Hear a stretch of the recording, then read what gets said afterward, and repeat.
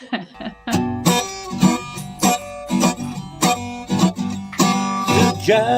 you call me, and the Jacobite I am. I stand for Scotland's laws and rights, I am the loyal man. And if that Culloden here, they kill me and I die, the grave which I inhabit, it's Jacobite as I. I'm proud to be a traitor, cause it's to a tyrant crown. Against all form of slavery, I gladly stand my ground. I'll no accept the union with shotgun it was made. My rising won't be over until all debts repaid. It's the Jacobite you call me, and the Jacobite I am. I stand for Scotland's laws and rights, I am the loyal man.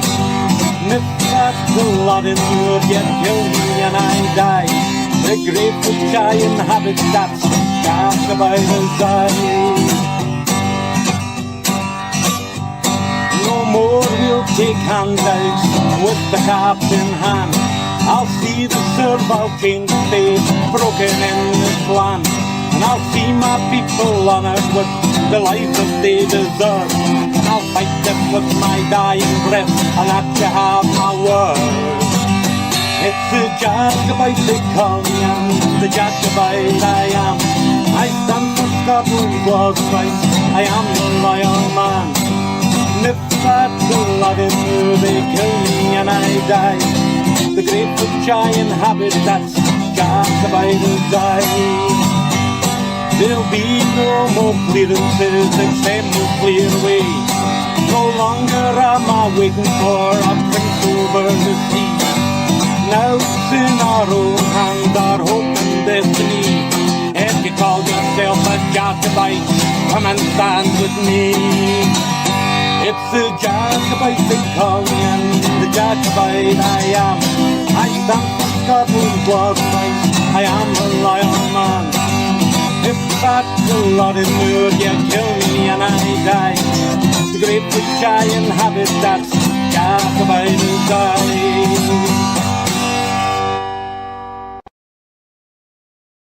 Good evening, good morning, good afternoon, depending on where you're joining us from in the world. And welcome, or as I like to say, welcome back on a Sunday, because it never seems very long since we've spoken to you, and it seems to be in decreasing amount of time every week. Well, that may just be my inability to get preps in time within that short gap. But we haven't seen Angela yet today, so I'll ask you first, Angela. How are you doing today? How's it going? Hey, all right. How are you? How's everybody? Yeah. How are you, Glenn? No, very good. I must say that the picture's very clear on your new device, even though you've been struggling with it. It's a very clear picture. So. Oh, it's still on the phone. Oh, you're still on the phone. I couldn't get the tablet to let me log in. Well, it's a very clear picture on that phone of yours, Angela. Oh, thank you. That's all right. Maybe because my son hasn't been putting his little grubby fingers all over it. Yeah. The dog thinks there's somebody in the room. Yeah. Yeah. I'm good. Sounds still bad. Yeah. Oh, this afternoon was quite. I felt it's quite an important show this afternoon. I thought it's quite meaningful, to be honest. I think we're just moving into that time. Maybe next week's will be even more. Yeah. So we'll see. It doesn't get better, the general global situation at the moment, and there's no point sugarcoating it. There's no point hiding it. We don't spread fear. We don't do breaking news. We don't do 5 minutes to Armageddon. Yeah. But there's no point going the other way either, and we will not go the other way either. We'll not hide what the truth is from people, and just not tell them because they might be scared. There's no point in that. There's nothing to be gained by that, and there never will be. No. That's my take anyway.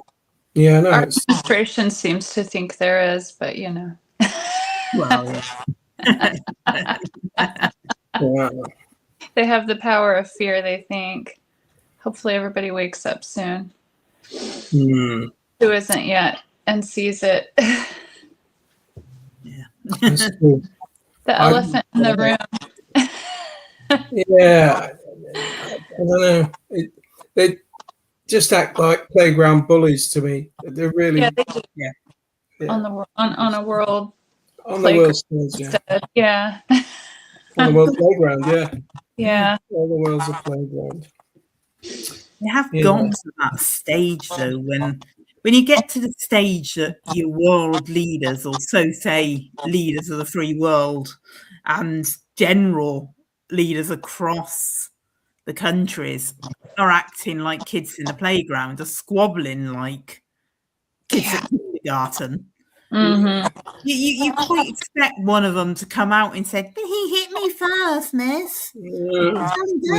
What can I do? That's what they've been saying about Iran for since 1979 at least. Oh yeah, be saying nasty things about it. Yeah. Yeah. I'm offended. That's crazy, yeah. Yeah. 47, so they are kind of years they keep trying to claim. 47 years they've basically it was did you ever see, I'm going to go on a complete tangent now, but it's just got to be done. Did you ever see 40 Towers, Angela? Did that ever get its way over the pond? No. Did you ever what year was that made? Do you know? Around it's got to be 70s, if not the earlier. 70s. I'll have to look it up. But it was the basic. Sorry. No, so it's a series. If Andrew doesn't know, it's a series. A comedy series, yeah. It's a comedy series. It's set in a hotel in Torquay, and they've got a Spanish waiter called Manuel, and it's all sort of different scenarios. Well, it's one they have when they have a load of. Bear in mind, I think this was only back in the 70s, if not the 60s. I think it was 70s, just about. It's definitely but there's a bit in it where they have a load of German tourists come in, and the thing with it, the basic premise is nobody's doing any of these things until he tells them not to do it. But it's like he goes around telling people not to do the stuff they would never do anyway, because they've got the sense and he hasn't in many ways. But there's this bit, and he's going, "Don't mention the war. I think I got away with it once." But he ends up goose stepping, and he ends up doing all these sort of stupid things that you probably wouldn't get away with nowadays. But that episode, there's a bit in it where he's saying, well, he said, because he's told all the staff, don't mention the war, don't mention the war. There is tourists, don't mention the war. And of course he does repeatedly. And then he says he has a go at them. He has a go at the tourists for talking about the war. He said, "We wasn't. You started it." He says, "No, I didn't. You invaded Poland." Yeah, I knew that. I could quote that. And that is the whole thing I get from Trump in that. And now it's like, well, hang on a minute. You started it. You and Israel started it. That's where it all comes from. And no, it wasn't. They've been doing it for 47 years. And in Israel, no, it wasn't. October the 7th. And it's that same mentality. That was Israel too. Yeah. Miss, they're talking about me. Yeah. I'm not suicidal. Yeah. Definitely not. No, that mentality. It's oh god. They've got the intelligence of kids in the playground and 70s sitcoms. Yeah. I just think I think Trump's brought a whole new language to the presidency as well. It's a complete new language. I never heard the word bigly before I heard bigly. And how come everything's like no one's ever seen before? Yeah. No one's ever seen anything before, obviously. Like no one's ever seen before. Just managed to get that phrase into every sentence. You know, I'm going to the toilet now. Like no one's I don't know. Well, Oh, Well, somebody sees it, somebody has to change him. So Yeah, there is that. No, it is that utter level of insanity. it is. I think And that's that's my a good go-to college. phrase when you're trying to do two things at once. It's an utter level of insanity. But the problem is it is an utter level of insanity. There's no way around it. Yeah, And it's crazy. Yeah. but And that's a good analogy and correlations, both of you. they've just got a comedic element that the rest of the shows don't have. Because it's like when we three get together, it's just a bundle of fun. It's just great. It is. We would have gotten in so much trouble in school together. Oh, right. Yeah. We were constantly in detention. It would have been amazing, though. Like the Breakfast Club, I bet. With who knows how else in there. They didn't have detention. When I was at They school, don't do they it never anymore either. Huh? They don't do it anymore. No. When I was at school, they used to hit you instead. So, we had an element of that at primary school. They still kind of did that at primary school. I don't know if they were still at that stage, but they did still. Yeah, they did that in Alabama when we moved back when I was 16. But in California, they did Saturday detention. Oh, wow. And in-school suspension and things. But now the most they'll do is like a silent lunch Yeah. for the kids. Yeah, I suppose that's quite punishing, yeah. I don't know how that compares to a damn good thrashing. Which we used to receive. And girls used to get the slipper. The plimsoll, Oh, okay. You remember the gym shoes? You remember those sort of nasty fishy gym shoes that used to make you wear? Oh, yeah.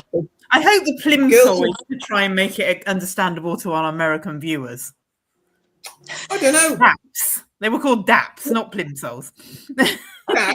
Plimsolls is posh.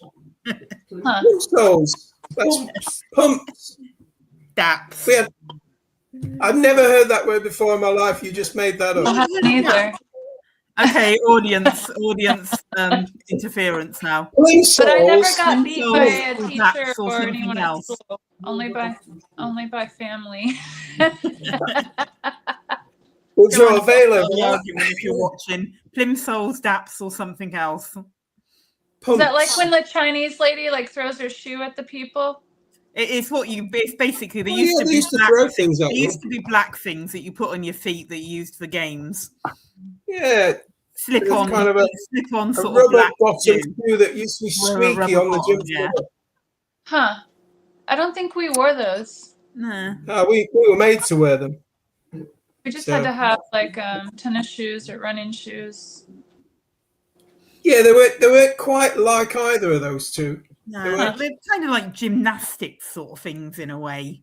They kind of. Yeah, if you imagine gymnastics, a ballerina's slipper. Oh yeah, kind of like or like a Mary Jane slipper, like you just wear around. Yeah, but they had a rubber bottom and a canvas top. Oh come on! Somebody must have called them daps. Plimmies.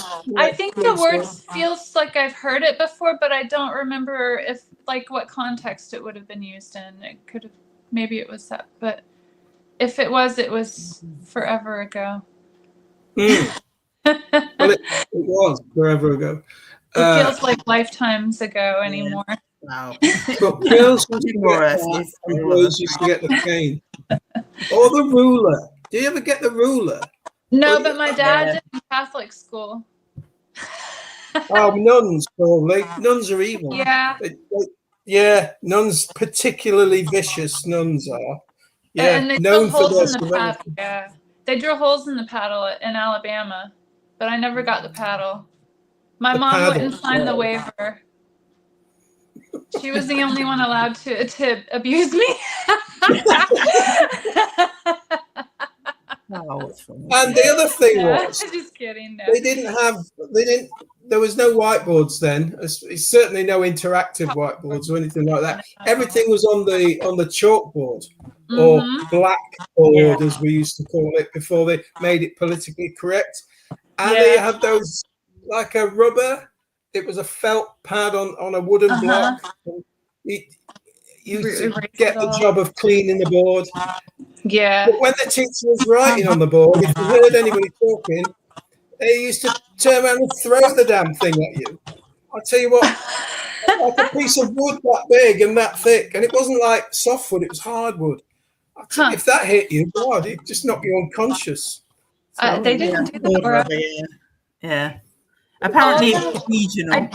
Although I do have one funny story. It was in 12th grade, senior year in high school. And I was in drafting class all 3 years of high school in Alabama because they only did it 10th through 12th there. And I was the only female in there the entire, like all of high school. So this one guy was always like making jokes and cracking up with the teacher. And he took an X-Acto knife and he was like at the very front of the class, and this guy sat all the way at the back, and we had those drafting tables that were slanted, and we had the stools we sat on. Yeah. Well, he like under the desk, he was sitting there screwing off the blade, right? Like where the guy couldn't see. Stefan was the guy's name. And then the guy just cracks one more joke at the teacher, like roasting him, and he takes the stick or the handle and throws it at him, and he aims right between his legs, gets the seat. And the guy jumps up, he's like, he thought the blade was on there. And we were all dying laughing. He was the best Happy days. Yeah. I wish they were still like fun like that in school. That's part of the problem. The kids don't have enough fun. Perhaps not now. I don't know. I'm not sure. They don't have to have that kind of fun, but you know. Yeah. Apparently Dax is regional. No, I never knew that. And regional. It's West Country, which I was born in West Country. California? Sorry? Would that have been California? No, British regional. No, British. Regional saying it's apparently that's a West Country thing. Wales, Bristol, Wiltshire, Somerset, Gloucestershire, which would make sense because that was that's a new word on me. I'm going to use that. I was born. That would be why. To us, if you said plimsolls or pumps down where we were, that was considered I've heard pumps. Posh one, sort of posh attitude. They call high heels pumps here. They used to. Mm. Yeah, I know what you mean. Yeah. When I was a kid. Yeah. No, they certainly weren't them. They had no heel. No.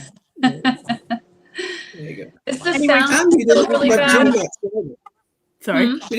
We didn't have gym mats. If you fell off the climbing rope, you basically smashed into the gym floor. We did, but it wasn't very thick, so you still we had gym mats, but they were about that thick. About half an inch, I'd say.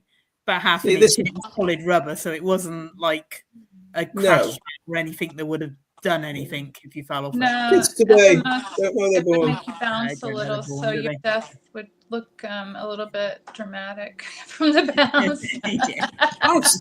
I've still got a scar where I fell off. Oh no! This is like a round cushion on the top, and it was about 8 foot high, and you used to have to go around on this like a course and jump from one to the other. And I fell off one of those and smashed my head into the floor, and so I've still got a scar. You have those stitches. They put one of those butterfly things on it. Okay, so, yeah. I have some of those in my medicine cabinet. Yeah. Not that it works quite well, but that super glue works well if it's not humongous. Super glue, yeah. That's excellent for that. Only trouble if you try and glue yourself together, sometimes you glue yourself to yourself at the same time. Yeah. But put your finger to yourself. Yeah. I feel glued, but my finger's permanently attached to the other arm. like that. Yeah. All right, have we got a show tonight? I think We have got a show Yes. on this, and as we're talking about schools, I think that kind of Yeah. leads us into your first one, really. But I wanted to ask Yes, cool. real quick, Go is the sound still bad on my end?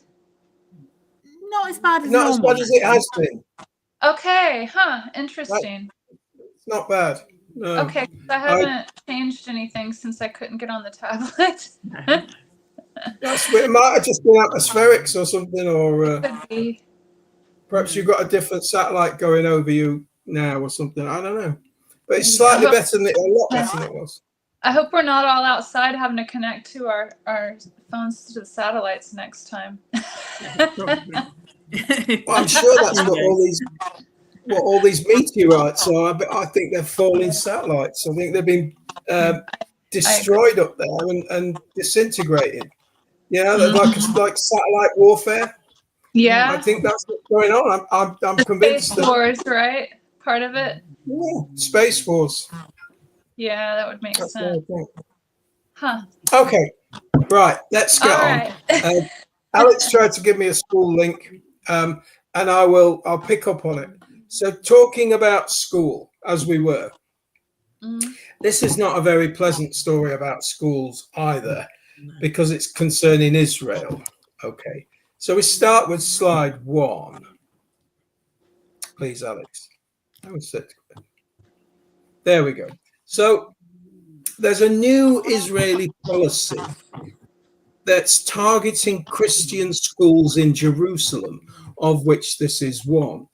And it's actually threatening their very existence. Now, the Israeli government have issued a directive, which they did earlier this month, in response to a bill approved by the Education Committee of the Knesset. So this is an I can't say an enactment. Well, I just said it. An enactment of a bill that was put through the Knesset. And this directive means that from September this year, Christian Palestinian teachers who gained their qualifications in the West Bank, in West Bank universities, will no longer be able to teach in Israel or occupied East Jerusalem. Now, all of Jerusalem's 15 Christian schools, all of their heads, all of their principals have received letters from the Israeli Ministry of Education to the effect that they can no longer hire teachers who didn't gain their degrees from Israeli institutions. Slide 2, please, Alex. Don't know what happened to Angela. Angela, she's gone. Well, all work permits for teachers who live in the West Bank will be withdrawn. Now we're getting some interference. All these work permits are going to be withdrawn, and no new work permits will be issued for work and travel to Jerusalem or Israel. And this, according to Aid for the Church in Need, which is a charity, means that the restrictions will affect almost 230 Christian teachers who are currently working in schools in Jerusalem, which means they will be condemned to unemployment and possible financial hardship. Now, a representative of the General Secretariat of Christian Schools in the Holy Land has said this new policy threatens the very future of Christian schools in the Holy Land. Now, despite Netanyahu's insistence, which I've heard him say on more than one occasion, that Israel is a Christian-friendly country, slide 3, please, Alex. And here's some young Jewish boys spitting on Christians.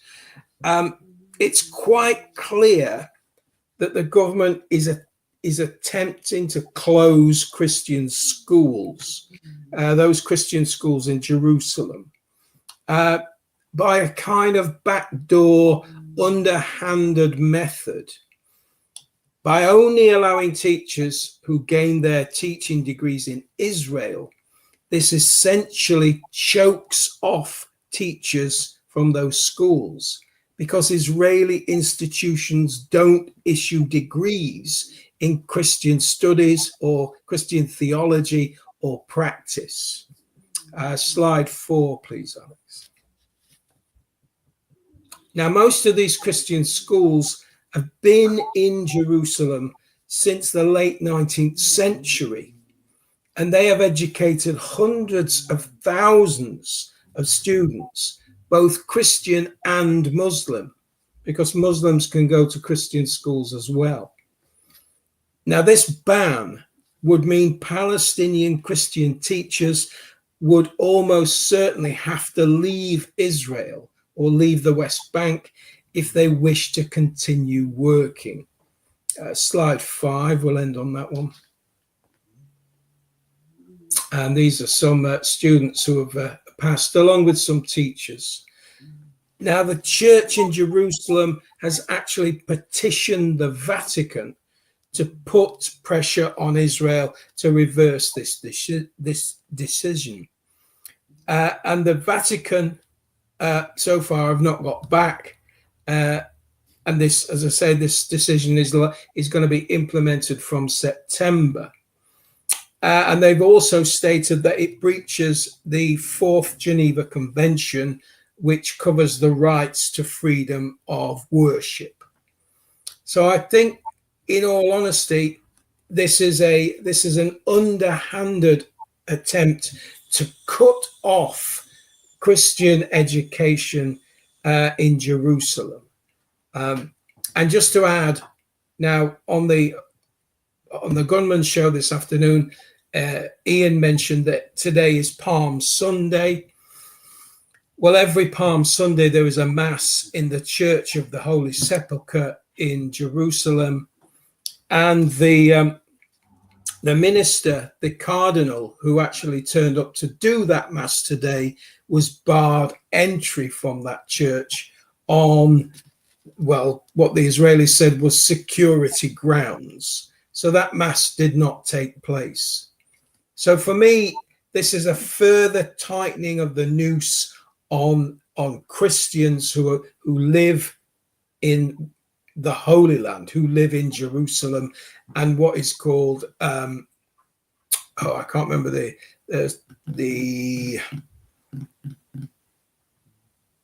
it's not the Potter's Field. It's an area of Israel where Christians live. I can't remember. It's called the something field. But there's certainly a lot of pressure being put on Christians, despite Netanyahu saying, "Oh, we are still a Christian-friendly country."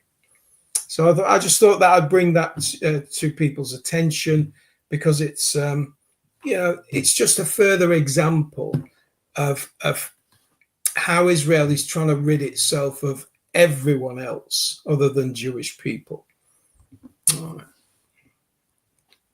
I'd kind of like to give that information to the people that are always defending, always saying what a multicultural country it is, and how it's a load of crap because Palestinians in Israel itself have all the same rights and no biases against them, despite the fact that not long ago they put through the death penalty that was only applicable to Palestinians.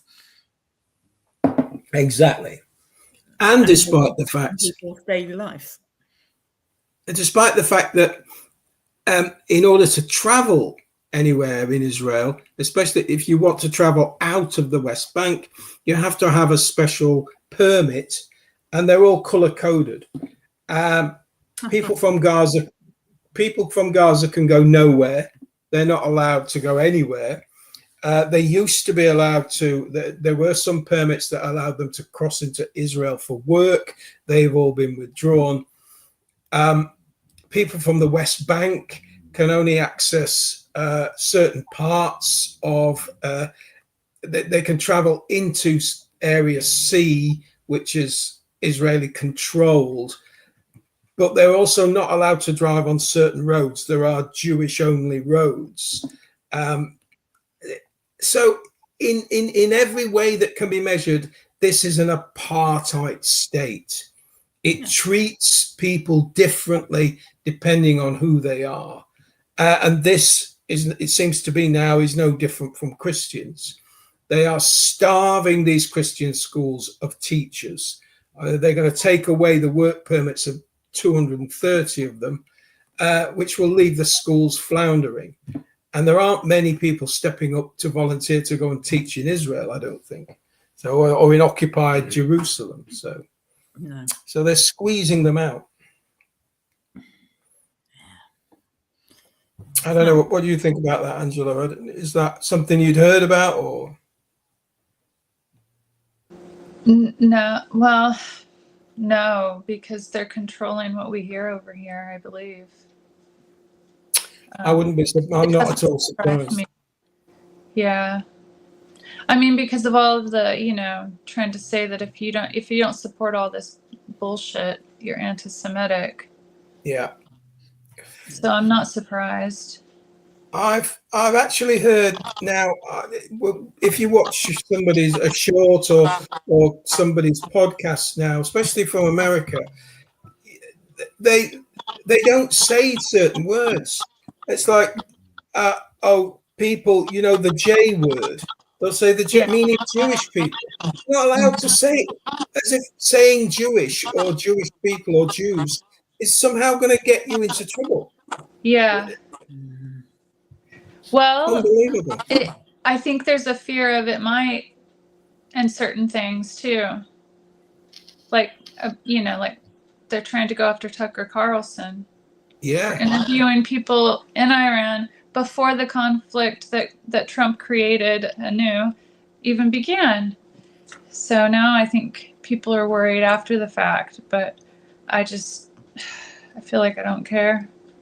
You can't it's what they want. It's definitely what they want. It's what they've wanted for the last 6 years, to get you to self-censor. Last time I checked, we still have freedom of speech, so.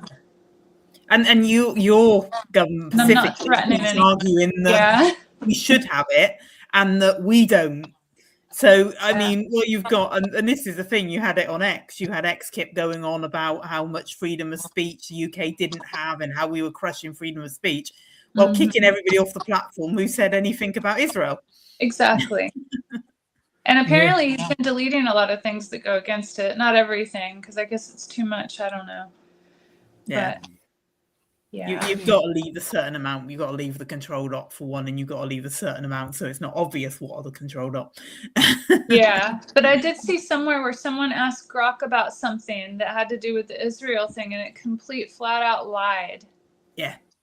About the little boy, the 1-year-old to 18-month-old, he was within that range, so he wasn't 2 yet, was tortured. Yeah.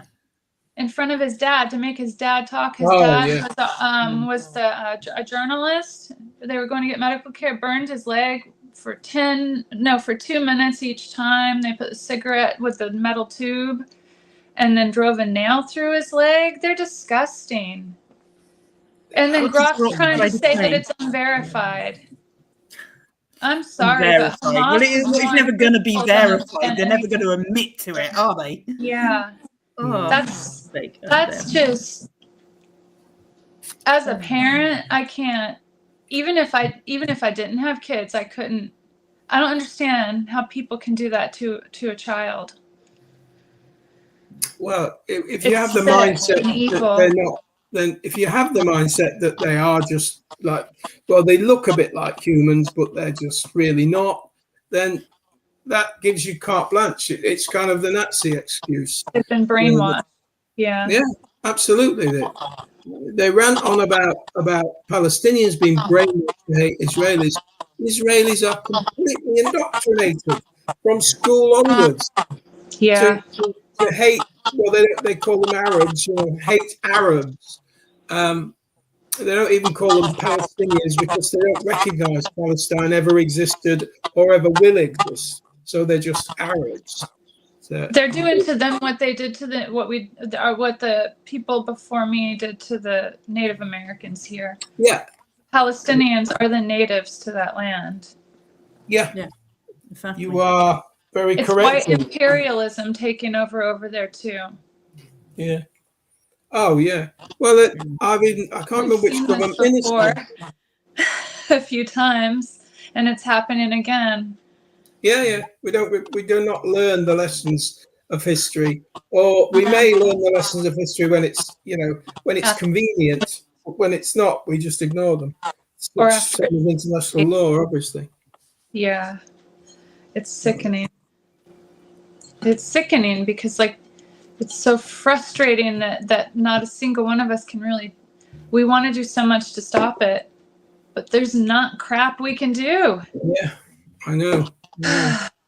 You can. I'm not going to get into that Because again. they're going to go into it anyway, because Trump does have this big worldwide suicide mission, and Netanyahu too, that they think it's, going to go through their stupid ass prophecy. Yeah. We could do something. We could have done something over the last 6 years. But we're not. Yeah, but none of us are like. There's tiny pockets of us, like the Jacobites, but there's not large coming together. That's the key. To stand up against it. There are large numbers that say know the truth. There are massive numbers that know what's going on. But out of those massive numbers, half of them will sit on their ass trusting the plan. Half of them want to raise their vibrations. And I know as a maths person, this isn't going to add up to the right quantity. But a chunk of them want to trust the plan. A chunk of them want to raise the vibrations. And both of those added together are just basically too gutless to do anything. Yeah. And then there's the other lot that says, well, we can't do anything. There's nothing we can do. And overall, it is that fear of putting head above the parapet. And you've just illustrated it with that whole thing that people won't say words. Mm-hmm. If people remember themselves from saying words, they're never going to stand up. Do you remember the I think it was called the March to Gaza, that all of these people set off? None of them made it. They were actually arrested and abused and all sorts of things in Egypt. They never even got any further than Egypt. It was the Egyptian authorities that clamped down on them. And then, of course, there were the 2 Gaza flotillas, which again suffered a similar fate, while the world watched and quite often criticised. Whatever happened to Greta Thunberg? She's still around, but did she get freed? Second time she was freed again. Yeah, she was assaulted, I think, right? I wouldn't be surprised. There certainly were female members of the of that flotilla who were abused, basically. Yeah. So, there are groups. I'm not saying nobody's done anything. That was a little harsh, because there are groups like that. Yeah. But imagine if those numbers. Yeah. Imagine if the people that actually did something was the numbers of people who claim to be awake in this world. Oh, goodness. Yeah. I've lost patience with there's not enough of us, or we got to wake more people up. There are enough people awake. There are. There are enough. They're just gutless. In the majority, they're too gutless to act on it. But if the numbers that said they're awake were on that flotilla, if the numbers that said they're awake were on that march, that's when it changes. Well, it'd be hundreds of thousands of people. Yeah. And then you have a lot of people that are awake, but they don't know where to start. They don't want to know where to start. But there's the No Kings thing here, but then there's not like any very large things. Occasionally I'll see like a group of maybe 5 to 8 people standing on an overpass holding a thing around rush hour traffic, trying to get people's attention, which they're on the right side of history doing that, but it's just handfuls here. But out of that 8 to 10, I'll tell you now, and I'll tell you now from personal experience, out of that 8 to 10, They've probably got a social media group where they plan it, a social media group where they discuss it, and that group will have about 200 members. And then out of that 200 members, yeah. 8 to 10 will do something. It's always been that way. People want to sit on their asses and have somebody else do it. Can't somebody else do it? We talk about The Simpsons for predicting stuff. Yeah. But that's probably the biggest prediction they ever had when Homer ends up getting into office on Matt Maxim. Can't somebody else do it? Yeah. Because that is human nature. Yeah. Yeah, you're not wrong. Yeah, you're right. I know I've said all this before, and I know it. And yeah. And we have thought it, all of us, I'm sure. Look at the people who turn up in support of Palestine Action. Arrested for holding cardboard signs, threatened with long jail terms, blah blah blah blah blah. Have you or anyone that you know ever heard any results of the judicial review that was supposed to be carried out? That was carried out? Yeah. No. Well, I have, Nothing. but I don't know. They overruled it. They physically overruled the right to prescribe it. Wow. And they appealed it, and they're now arresting them again. Because they stopped at one point. The Met said at one point they weren't going to arrest them in the meantime. They've said it was illegal. They said they have no right to prescribe Palestine Action. Oh, the prescription, yeah. Well, I'm talking about the appeal that was put in place and went in front of the 3 judges. The appeal from Palestine Action, trying to appeal the case that they weren't acting in a terrorist way. I don't think there was I haven't seen a result of that, and I do believe at least one of them's died in prison. I haven't heard that on hunger strike. I've heard one person died in prison, but I couldn't be 100% on that. But I'm sure I heard the other day that one had died. But I think they were treated extremely harshly. But yeah. And we still haven't resolved. They still haven't been to trial or anything. So. Yeah. A bit like the January 1st people. Mm-hmm.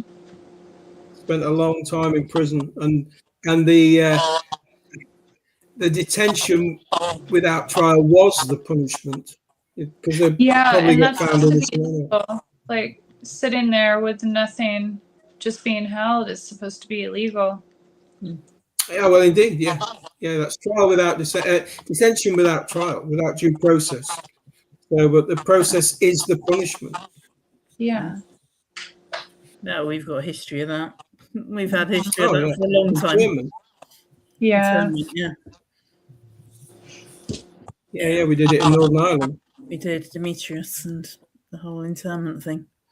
Oh yeah, absolutely. I didn't hear about that. So, rules and laws. Not just here, okay. Yeah. Until you actually come up against them, and then no, we don't. We're not going to apply that law. It is illegal to detain people without trial, but this is a special case. We have to do it. Yeah. Special case that they shot that veteran in the head, that lady too, right? She was unarmed, just happened to be there. Oh, yeah, indeed, yeah. Well, that's nice. I mean, they're above the law. No, I mean J6, that lady. Oh, well, the one climbing through the window. Yeah. Oh, what was her name? Oh, she was unarmed. So many of them were climbing through the window, but she was a. Yeah.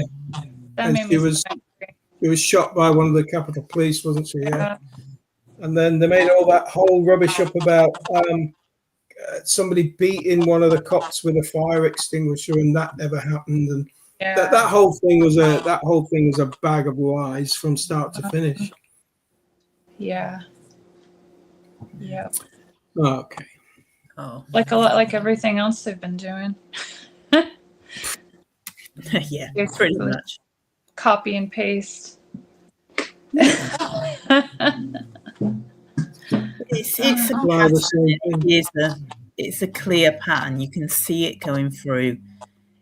Get you to self-censor. Get you to silence yourself. get you to do what they need to do, get you to silence, get you to not act, get you to sit down, get you to be controlled and utterly controlled. They did it with the lockdowns the first time round with COVID. They stopped people meeting together. They stopped people communicating. They closed the pubs for a reason, because every revolution starts in the pub. I thought that meant I must say something about humanity, but every revolution at some level starts in that setting. There was a private biker club around the corner from here. Since it was a private club, they were allowed to stay open. There needs to be more of those for the next lockdown. I don't have to be motorcyclist. If you can stop that communication, you can stop it. And the easiest way to stop people meeting, to stop people traveling, going to church. Exactly. And they're going to get me on another tangent, because that was a bit that two bits never got me. Everybody in the world agreeing, because never in the human history did everybody agree. And never in human history did the state say close and the church said yes. Right. The church did not close on the say-so of the king or the say-so of Parliament, and suddenly they did. And that's what gives you away more than anything, that there was something wrong. Yeah. But you don't need, and this was what I know you wanted to talk about tonight, because you don't need a pandemic. We've talked and we've touched on the whole meningitis thing. Aren't they going to do something? But if people can't travel, if people can't get anywhere, if they're rationing fuel, you don't need a pandemic. That's so I know right. This is one you were quite keen to talk about, Angela. So what's start off? What did you want to? What should we? Let's see.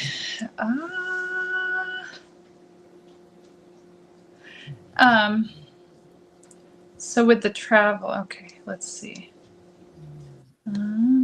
Sorry, let me get to the right slide. Okay, so the slide that has the number 1, work from home where possible. I don't know which order that's in. I'm sorry. I don't. Oh, that was good. That one. Yeah. So these are this is what's coming because this has already been put out there on, what is that? The IEA.org.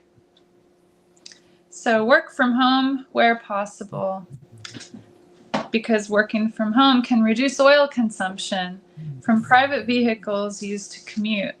While not all jobs are suitable for working from home, it can be an effective measure when the job allows for it in advanced economies. About 1/3 of jobs are suitable for remote work, while in emerging markets and developing economies, this figure is closer to 1/5. Working from home affects oil consumption differently across regions, depending on commute distance, car occupancy, and average fuel consumption of the car.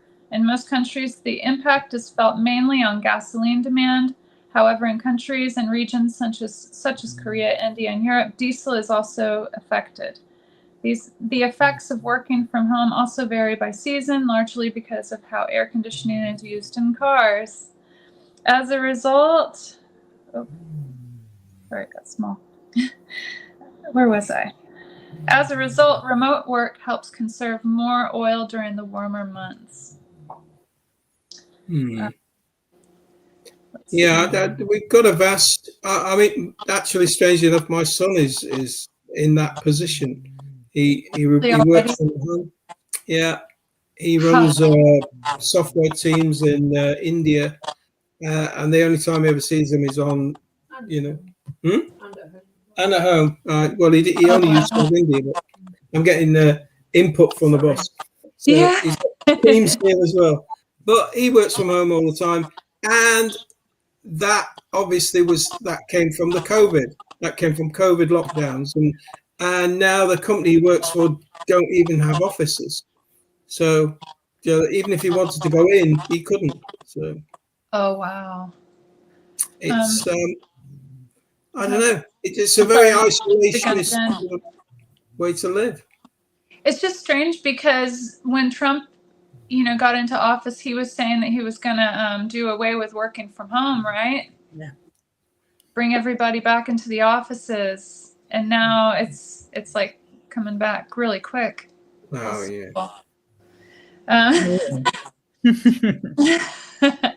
So the impact, commuting accounts for between 5 and 30% of car activity across regions, as not all jobs are suitable for working from home. At the national level, 3 additional remote working days for those whose jobs allow for it could reduce oil consumption from cars by 2 to 6%. If an average individual driver shifts from no teleworking to 3 remote days in a 5-day work week, their personal car oil consumption could be reduced by up to 20%. So they've already been running all the numbers, like probably sometime back, probably before they even accused Iran again this last time, I'm sure. And I think they did run like a summit type thing, or at one of the summits they ran like a thing on this not that long ago. I can't remember which one. You know how they like ran a thing on the pandemic before it happened, within that year before or so. So this is within the year or so right now that we're living. They do like their tabletop exercises. Yeah. So, and how the government can enable this. The governments can encourage businesses to allow their employees to work from home, and can mandate public officials to work from home where possible, and close public buildings on certain days. So we don't have to go over the policy examples. No. I mean, can we make a better suggestion that they close things that are using most of the power, like the data centers and like the AI things that are feeding AI, and stop building them? That'd be a good idea. Exactly, because and there was a lady and her mom who have a family farm that's been in the family for generations in Tennessee, and they refused, like, I think it was a 26 or something like that million deal from an anonymous buyer to buy part of their land and put an AI center on it, and they refused, and it made the news. But there's not enough of that happening. There's too many people taking the money because they see all the dollar signs, and they're like, oh my God, and they're not thinking about the ramifications. I was looking the other day. In fact, I may have reported on it, that these big companies, these people like Meta and Microsoft and people like that, they're actually now considering building their own nuclear power stations, mini nuclear power stations, because the power demand from these data centers is so huge. I can't remember where it was. It was some. I gave figures on some state. It may have been Wisconsin. I can't remember. That their projected power usage would be in about 5 years' time. The data centers will be using 25% of all the power generated in that state. And if you kept projecting that out, they will be using 50%. So there's a desperate need for them to generate power. They'll just get hungrier and hungrier. Yeah, bigger, more centers. But I don't know. And all of these data centers are facilitating the ability of people to basically be locked in their own houses. That's the main purpose. Remote working, all of the power that you need to do all your work and computing and all the communications and everything like that, and all of the AI assistants and tools and everything. That's what it's all about. And this current fuel crisis, and I think I said this the other night as well, is a very convenient method of transitioning us maybe into digital currency and digital ID. Yeah. Never let a good crisis go to waste. Absolutely. Right. And they never do, unfortunately. But the thing is, I can see how they'll do it. I can see them doing it with the digital currency. You've only got around to hit one of the data centers that you've got in Israel and lose all the zeros and ones that control how much money people have got in the bank. Yeah. We only need them to push that to its extension, and we need and as illogical as that is to you, me, and anyone with a brain cell left, that we've lost 0 and 1, so the solution is to go to digital currency. It's exactly what they do. It's exactly what they argue and what they've argued over and over again, because digital is insecure. We need more digital. Yeah. They literally sit there and make that argument with a straight face, and it's insane. Yeah. But now, I listened to a guy today talking about how some countries that have introduced digital currency, how they did it. And they said what the banks did was say, I'm sorry, you've got no access to your money anymore. So they basically took everybody off the banking system, and then said, well, let's say you had, I don't know, $100,000 or 100,000 of whatever currency units it was in the bank. They then said you can take out 70,000 units, $70,000, £70,000 in cash, and that's it. We'll keep the rest. Or you can have all of your money, but in digital form.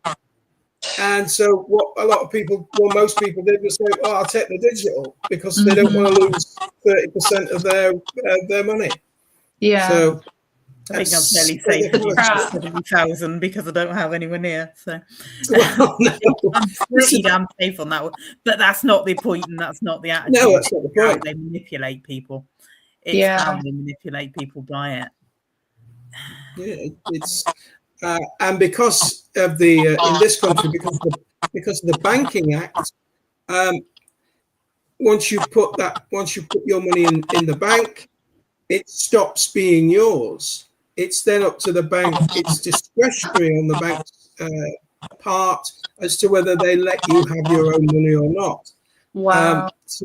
So therefore, if they then come out and say, well, no, I'm sorry, that's why people can be debanked. So we're not giving you access to your money anymore, and that's it. You're stuffed. You know, you've got no cards, nothing on your phone or whatever you've got. They've done that to a couple of people over here, I believe, in the past few years since COVID. I think a couple celebrities, maybe. I think the first people I ever heard of it happening to were the truckers in Canada. That was the first time I did. You're right. Yeah, first time I really heard of it. So, but it's a tactic that can be used to force you into accepting digital currency. Yeah. So you can have 70% of your money, or you can have 100% of your money. And most people would therefore choose to have 100% of supposedly their own money. The problem is in this. Sorry, I said fairy tale money. Yeah. Well, it may as well be, or Monopoly. Yeah. The problem is, and this is where I have an issue, and this is where I say people won't do anything, because there isn't a choice between having 70% of your money and 100% money unless you accept the choice. If people en masse said no, it wouldn't happen. But people are either, and I even said the words myself, hands up, people are either saying, oh, it doesn't affect me, I haven't got enough for that to be a problem. Yeah. Or people are saying, well, I can't afford to lose that sort of thing, rather than saying no, because if there's you can't justify it in any way, shape or form. There's no way, shape or form you can justify it under lack of knowledge, because if you know what 70% is, if you know what 100% is, you know what money they had. There's no way you don't know to be able to give somebody 70% or give somebody 100%.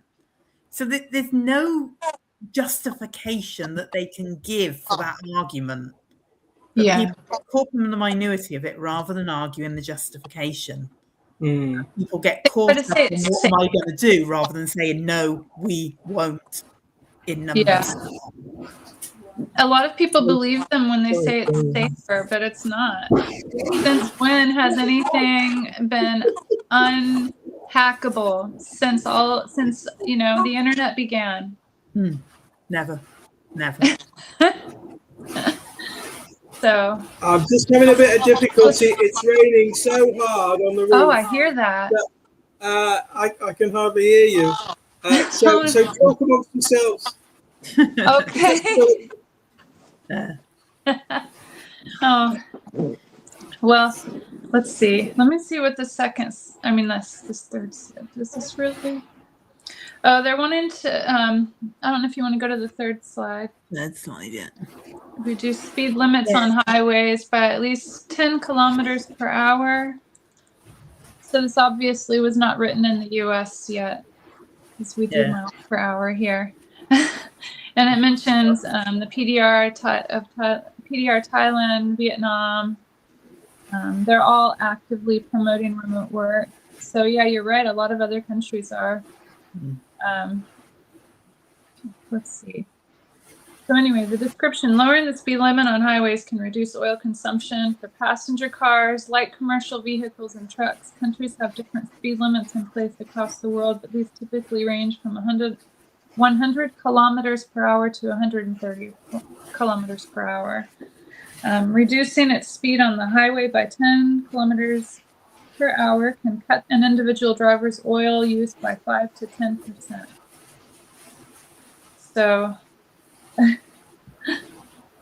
yeah, I don't have to read the entire thing. It's just more percentages and but basically they're trying to peck away at where we, the people who pay the taxes to these idiots running the countries, have to cut back on our stuff so that they can just create more war and create more disasters and create more shit that's going to pollute the entire world. But yet it's on us to do it. But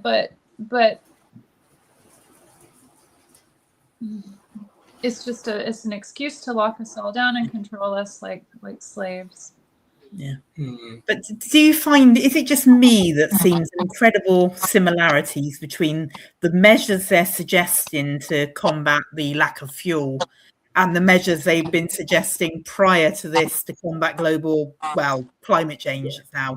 Yeah. It appears to be exactly the same measures that they were bringing in. They trialed 20 mile per hour limit in Wales. Must be almost a year ago now, if not longer. Yeah. They're talking about 20 miles per hour local to here, Helensburgh and Lomond. It was being trialled. It was being discussed before the fuel crisis, before the straits were closed, or not closed, but closed to the west. Yeah, it's been being talked about for a while. They're using, and that's not to say they won't do it under this excuse, but it's all being pushed to bring what they want anyway. It's never let a good crisis go to waste. As I say. They want you out of petrol and diesel cars anyway. They absolutely want you out of petrol and diesel cars. We in Britain, so we can be on the electrical grid, so they can control us further. Exactly. And then they can say, well, you can't charge your car today. You can charge your car every other day. It's far more control. And in this country, we have something, you probably have something similar. It's called road tax. And you pay it every year. Oh, road tax. Yeah, we have to get, it depends on the state, but you have to get your vehicle inspected. If it doesn't pass, you have to get it fixed, get it re-inspected. You have to pay, and you have to pay the tag fee every year. Yeah, the tax. To renew it. So that's supposed to go towards the roads that have potholes. It never does. No. Like all of these taxes, when they were initiated, when people, again in this country, pay something called national insurance, which was meant to support our NHS, National Health Service. But that's gone. It just goes into the general tax pot. The road tax just goes into that. And then there's about 40% fuel duty on every litre of fuel you buy. So that's 40% of the cost of every litre that you put into your car is tax. Yeah. And the thing is, they have separate rates now. If you buy a new car, you have to pay, we'll say, I think for a petrol car, it's over about nearly £1,300 road tax for the year. And it keeps going up. And for what they call the worst offenders, it's about £5,300 extra that you've got to pay on top in the first year before you go on to the normal tax. And it's meant to discourage you from buying a big 4x4 or a gas guzzler. So they don't want you using those.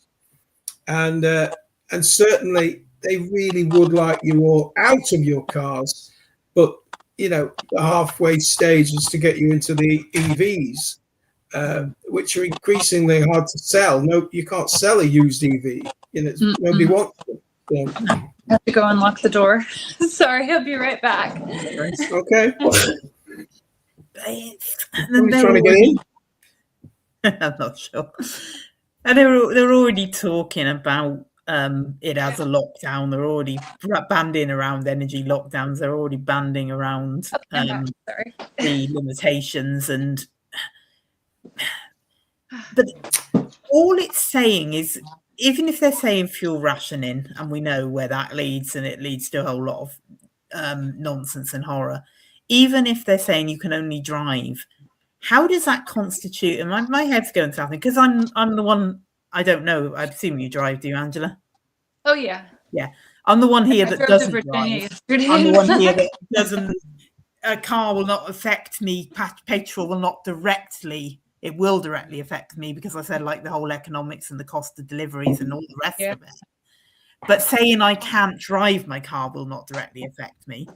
So I'm thinking, well, it can't, and I'm thinking when I keep using this terminology, well, it can't be a lockdown, because they can't have an excuse for me not to go outside my house. They can't have an excuse for me not to walk somewhere. And this was always my problem with 15-minute cities. How are they going to enforce it for people on their feet? How are they going to say that me walking affects the climate? And I never quite get it. But I'm thinking through the whole lockdown thing, and I'm thinking, well, the first thing they say is you got to work from home. Well, if you can't work from home, you can't drive to work. So you got to get there by public transport.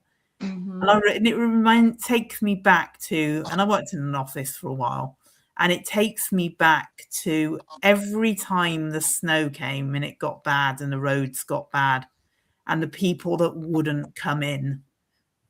Now, I walked anyway. So it's 2 feet of snow on the ground. I walked, because I walked whether there was 2 feet of snow on the ground or not. And there was people that lived a darn sight closer to me that wouldn't do it because they couldn't drive their car. I can't get my car out the street. But then walk then.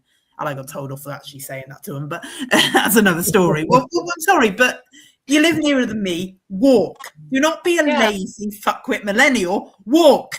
Yeah. But they won't. And this is the thing. Then you get then your shops, they can't lock down your shops like they did in COVID because they can't blame the infection. Yeah. But they don't have the staff in, they can't open. And the restaurants won't be able to walk. Yeah.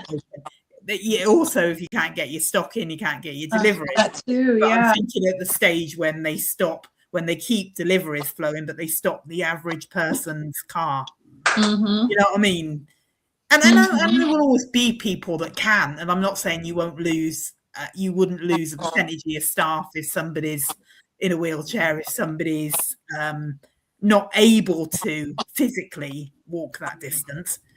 But there was we used to get every winter, and there's young girls half my age and young lads as well that live a fraction of the distance I live from the place, and they wouldn't put themselves out. They wouldn't walk. They were too damn fucking lazy. And it would end up being an effective lockdown because people's own laziness would do the job that they couldn't by legislation. Yeah. And they would kind of have an excuse, wouldn't they? Yeah. Yeah. Well, you remember that part of which one is it? Is it iPet Goat 2 with the drones watching all out, like keeping everybody inside? Mm. When the guy goes out on his like little back patio and is like communicating with a neighbor across the way. It's another. That's another video. I don't.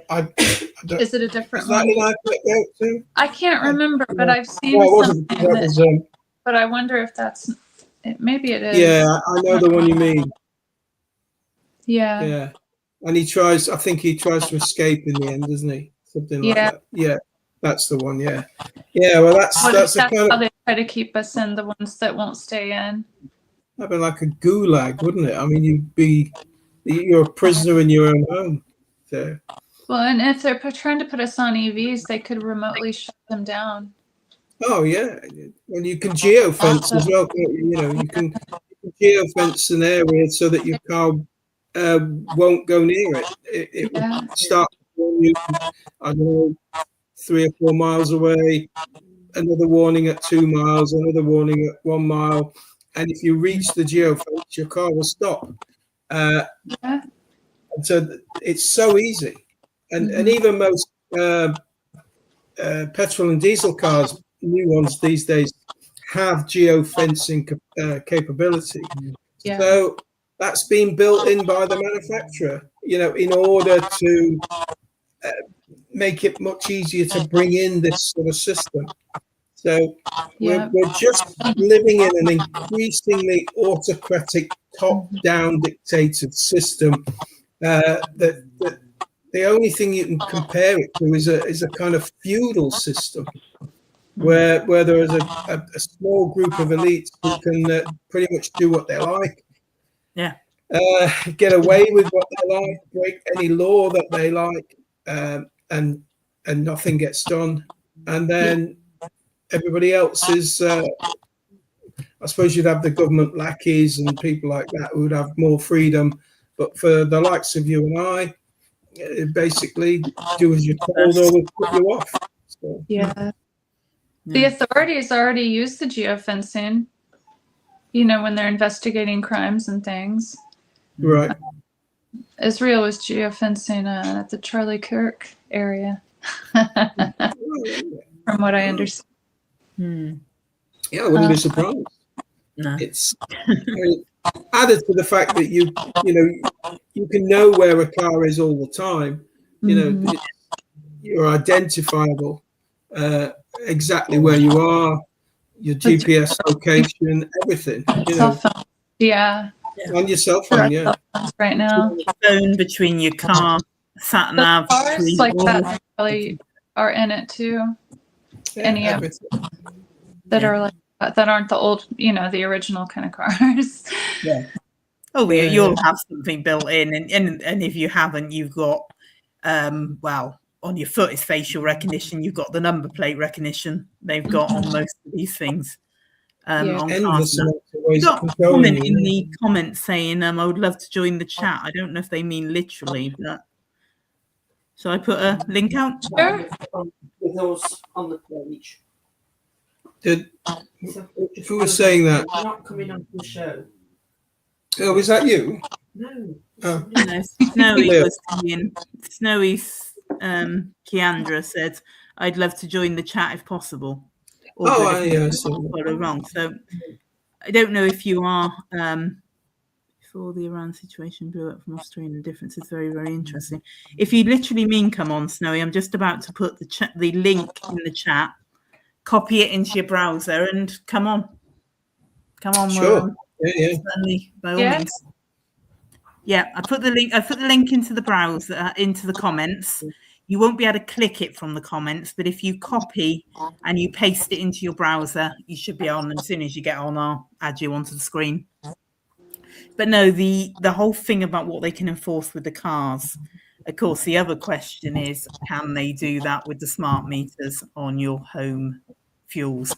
Oh, these last 2 weeks, I've had about 2 or 3 messages a day trying to, again, force me onto a smart meter, and they've been a bit quiet for a while. But this last week and a half to 2 weeks, I've had about 3 messages a day. Book your smart meter. These are the advantages. You need to book your smart meter. Your meter is expired. It's got a sell-by date on it, and it's expired. It doesn't mean it's going to blow up, but it's expired, and you need to book a new one. You need to all different variations of a theme, but constantly over and over. And it just makes me wonder if that is a case of once more getting back to being able to control people's electric supplies remotely. Oh, yeah. Well, smart meters can be remotely turned off. So if you went onto an energy rationing system, where you could have electricity one day or half a day, that could be easily managed by area codes. So the whole of this area code gets electricity from 9 till, say 7 in the morning till 12 at afternoon, and everyone else gets it from 12 in the afternoon in this area code, from 12 in the afternoon till 9 at night, or whatever way you wanted to designate it. It's quite easily done with smart meters. Yeah. So anything that's on the electrical grid can be controlled at their will. exactly.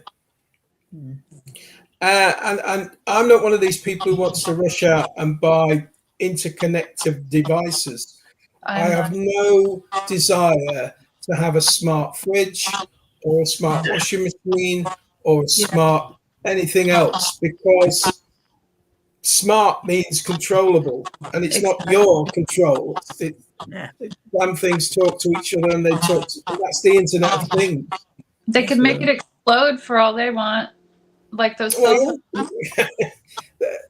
And you can doing the because they make those smart too, the dishwashers. There was a whole series of fires, weren't they? That people were blaming on smart meters. So I don't know. But you can certainly. Well, I've seen where Wi-Fi devices can be used as a sort of echolocation system that will identify you, and as you walk around the house. Sign, sort of. Yeah. That's just ideal. That's ideal, because when the authorities want to shoot you through the window or burst through your wall, they know exactly where you are in the room. Yeah, and it's not just from a heat signature. No, not these days. Yeah. Physical picture of you, so a digital picture of you, where you are, what you're doing. Yeah. People talk about 1984, but that was exactly the kind of thing that they had in 1984, where if you were doing something disallowed, a speaker in the corner of your room would call you by name and sort of reprimand you. Reprimand you. Jeez. Yeah, it's crazy. It's kind of scary where it looks like it's heading. It is. And as Alex said, this is the ideal excuse to ratchet this up a little bit more, to use this excuse of fuel and fuel shortage, fuel rationing, to push us further down that road. And we're only 4 years away from 2030, aren't we? So that's, this agenda needs to gather pace if it's to fulfill all the dreams of these fuckwits. I think it's part of the reason for this going at Iran. It might be. I wouldn't put that past it. Angela. I think they're killing multiple birds with one stone. Yeah. That's the key, isn't it? There's layers on layers in everything they do. There's never just one motivation, one reason for it. Yeah. I was saying to Alex, just prior to coming on, that I was reading about Trump's association with a certain sort of Jewish school of thought, and the priests the rabbis that he hangs around with. and they believe in something called the Golden Age. Mm-hmm. And isn't it strange that Trump likes to talk about the new Golden Age? You know, it's so. Yeah, he does. They see him as a way of fulfilling their agenda. Uh-huh. And he seems very much to be playing along those lines. Yeah. Where'd we got to? Where had we got to? Well, I can't remember the running order, so I couldn't remember. I think it's probably coming to my first one, which I wanted to just briefly look at the election coming up in Hungary. Now, unless you've been living under a stone, as I like to say, you've got to know by now that Viktor Orban's been something of a thorn in the EU side, let's put it that way, and more specifically, and interesting, more specifically, or specifically when it comes to throwing money at Ukraine and loaning money to Ukraine and anything about trying to bring them into the EU or bring them into NATO. Now, he's still actually boycotting their last loan attempt of 90 billion and has vetoed it, and they're trying to overturn that veto, but they are still struggling to be able to do that and they will find a plan B. We know this, but they're still trying to do that at the moment. Yeah. And we know that. What you may not know is that there are elections coming up in Hungary on the 12th of April. And this has caused something of a bit of a dilemma for the EU, because it's how to ensure they get the outcome they want. I mean, they can't, of course, just fix it. I mean, they wouldn't dream of doing anything like that, Romania, or anything. But what do they do? Well, apparently they're carrying out a whole dirty tricks campaign at the moment, and you've got first off, you've got Brussels deploying, and basically it's deploying all the influence it can, all the censorship it can to try and get its way through. Now, to give you the background, you've got Orban's competition or opposition, if you like, and therefore the EU's choice, because he's not Orban, is this guy, which is Peter Magyar, and the party is the TISZA party. And they've promised basically to overturn Orban's domestic reforms on the sort of against the LGBTQ propaganda and against in favour of limiting immigration, and more specifically to overturn Hungary's opposition to the way the EU's action, the EU's resolutions on Ukraine. I keep getting those two muddled up lately. On Ukraine, and specifically on sending billions and billions of the EU's money to Ukraine. Well, on the 16th of March, the European Commission spokesperson announced that the EU will be rolling out their rapid response system, or their RRS. And this is a terminology unsurprisingly, this is how they define it, to combat potential Russian online disinformation campaigns. So this RRS, this mechanism, it'd be active from when they rolled it out on the 16th to a week after the election. And it will be active in all that time. Now, what does it do? Well, basically, it empowers EU improved fact checkers to flag online content as disinformation and request its removal from platforms. Now, I mean, that's nothing new in many ways to us. We've all seen that over the years. But when you're doing that to one political party solely and removing all the pro reports of that political party and just leaving what the other side's going to do and what the other side says that party is going to do, because as we know, politicians lie when they're campaigning. It's a done deal. It's a known fact. When you do that, you've got a serious chance of affecting the outcome of the election.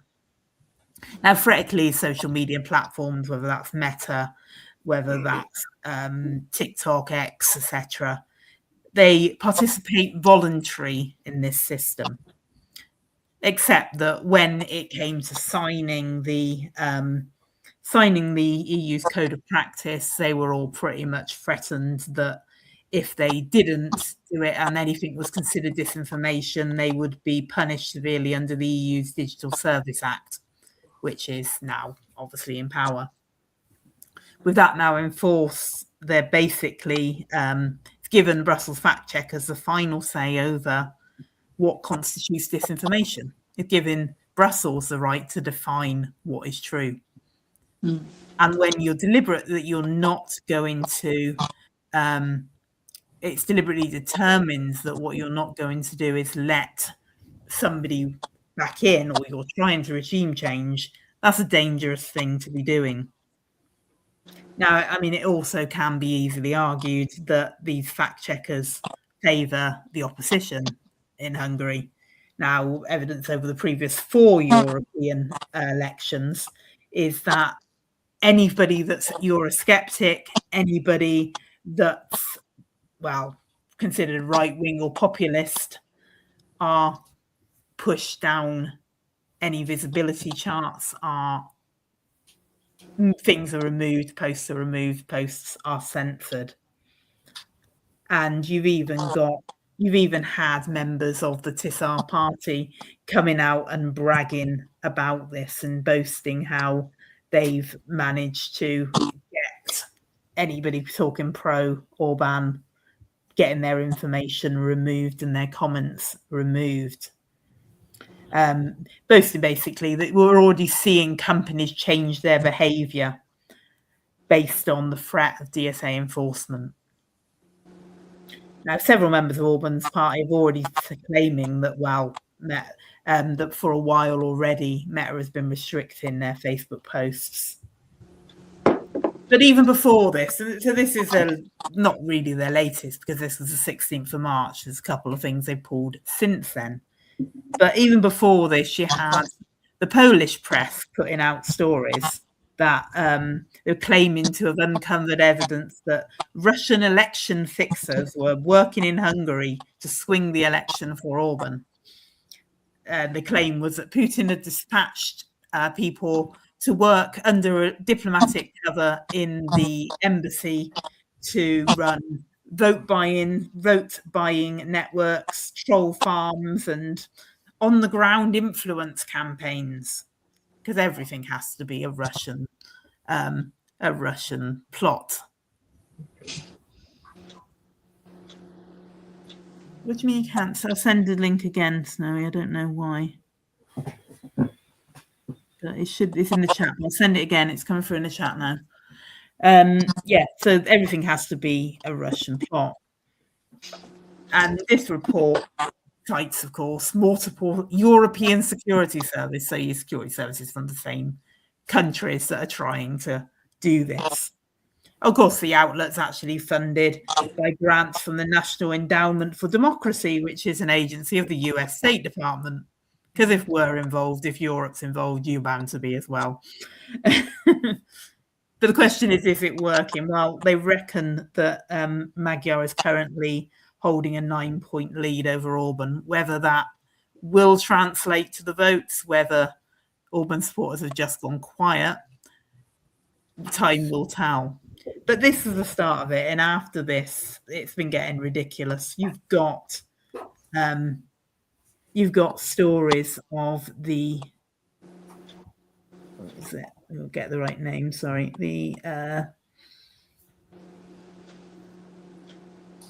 you've got stories of the Hungarian foreign minister being wiretapped. You've got claims that you've got, well, they're trying to pull the whole Russiagate line and trying to use that line. You've now got questions as to whether Orban's attacking the opponents the other way because they've sent the police into some of the opposition parties' people to check for stuff. And it's turning into a whole complete battle and dirty tricks campaign. And that's just the way it's been going on. But the EU are not going to stop until they can control whoever gets into any legislature within their sphere of influence. They have no problem with, I joke about them, we can't just fix an election, but they have no problem with just trying to fix an election. And now they're going to roll out every dirty tricks campaign they can to try and do that. Hi. Hello, Lily. Hello. Hey, Lily. Can you hear us and can we hear you? You want to introduce yourself? No,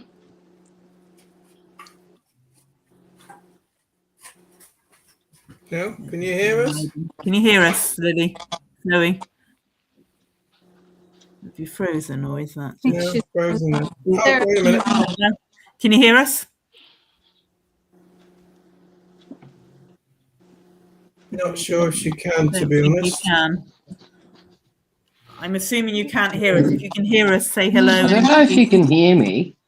Oh, there we go. Yeah, carry on. Introduce yourself. This Say is hi. so frustrating.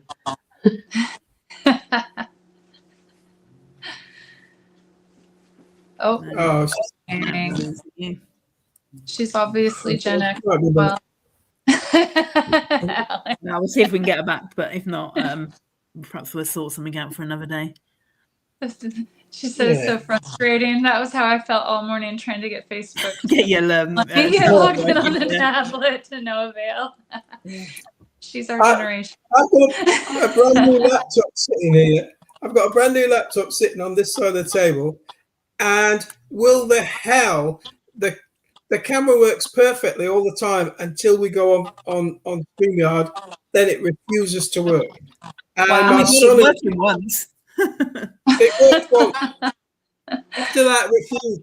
Even my son's come in and messed about with it, and he's a software guy, and he said, "No, it's working perfectly, but it won't work on." Hello? So, Hello.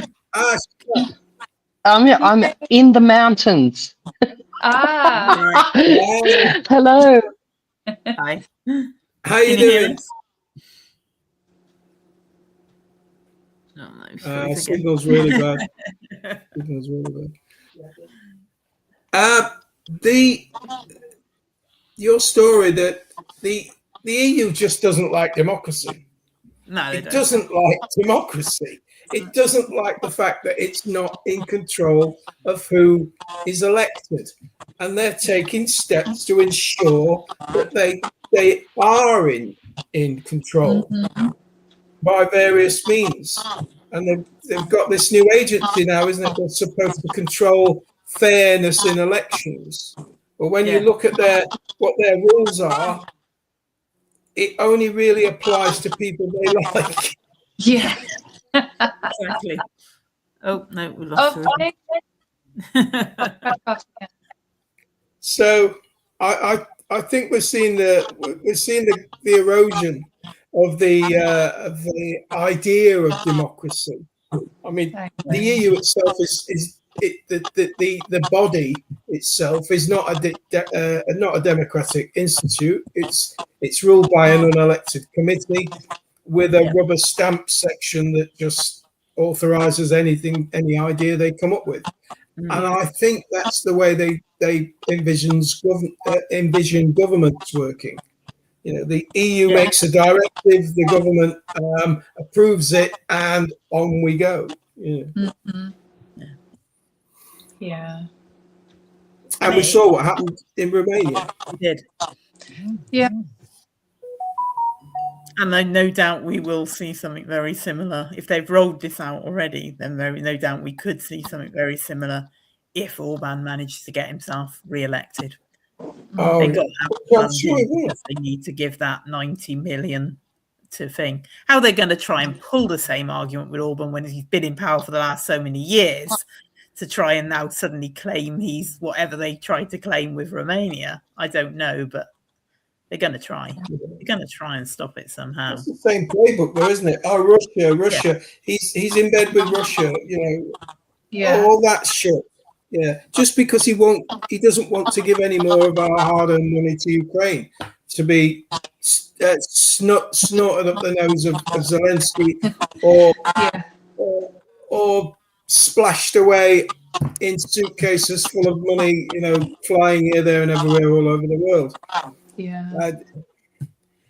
They hate Orban. They absolutely hate Mr. Orban. He is the thorn in their side. He will not comply with their open borders policies. He doesn't want all of this equity, diversity to rule everybody.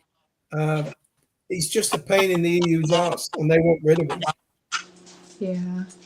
Yeah, he doesn't toe the line, and they can't have leaders thinking for themselves.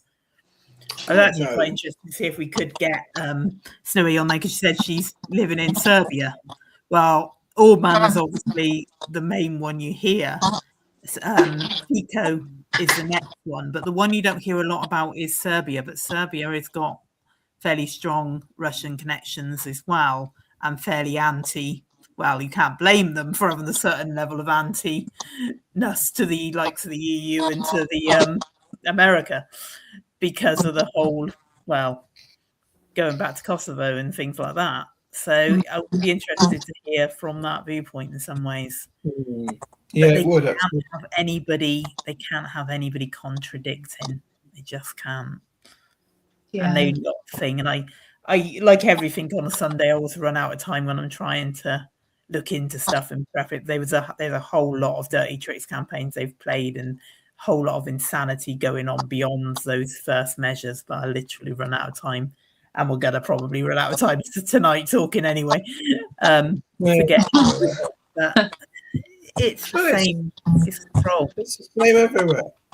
I look at our political system. Look at America's political system.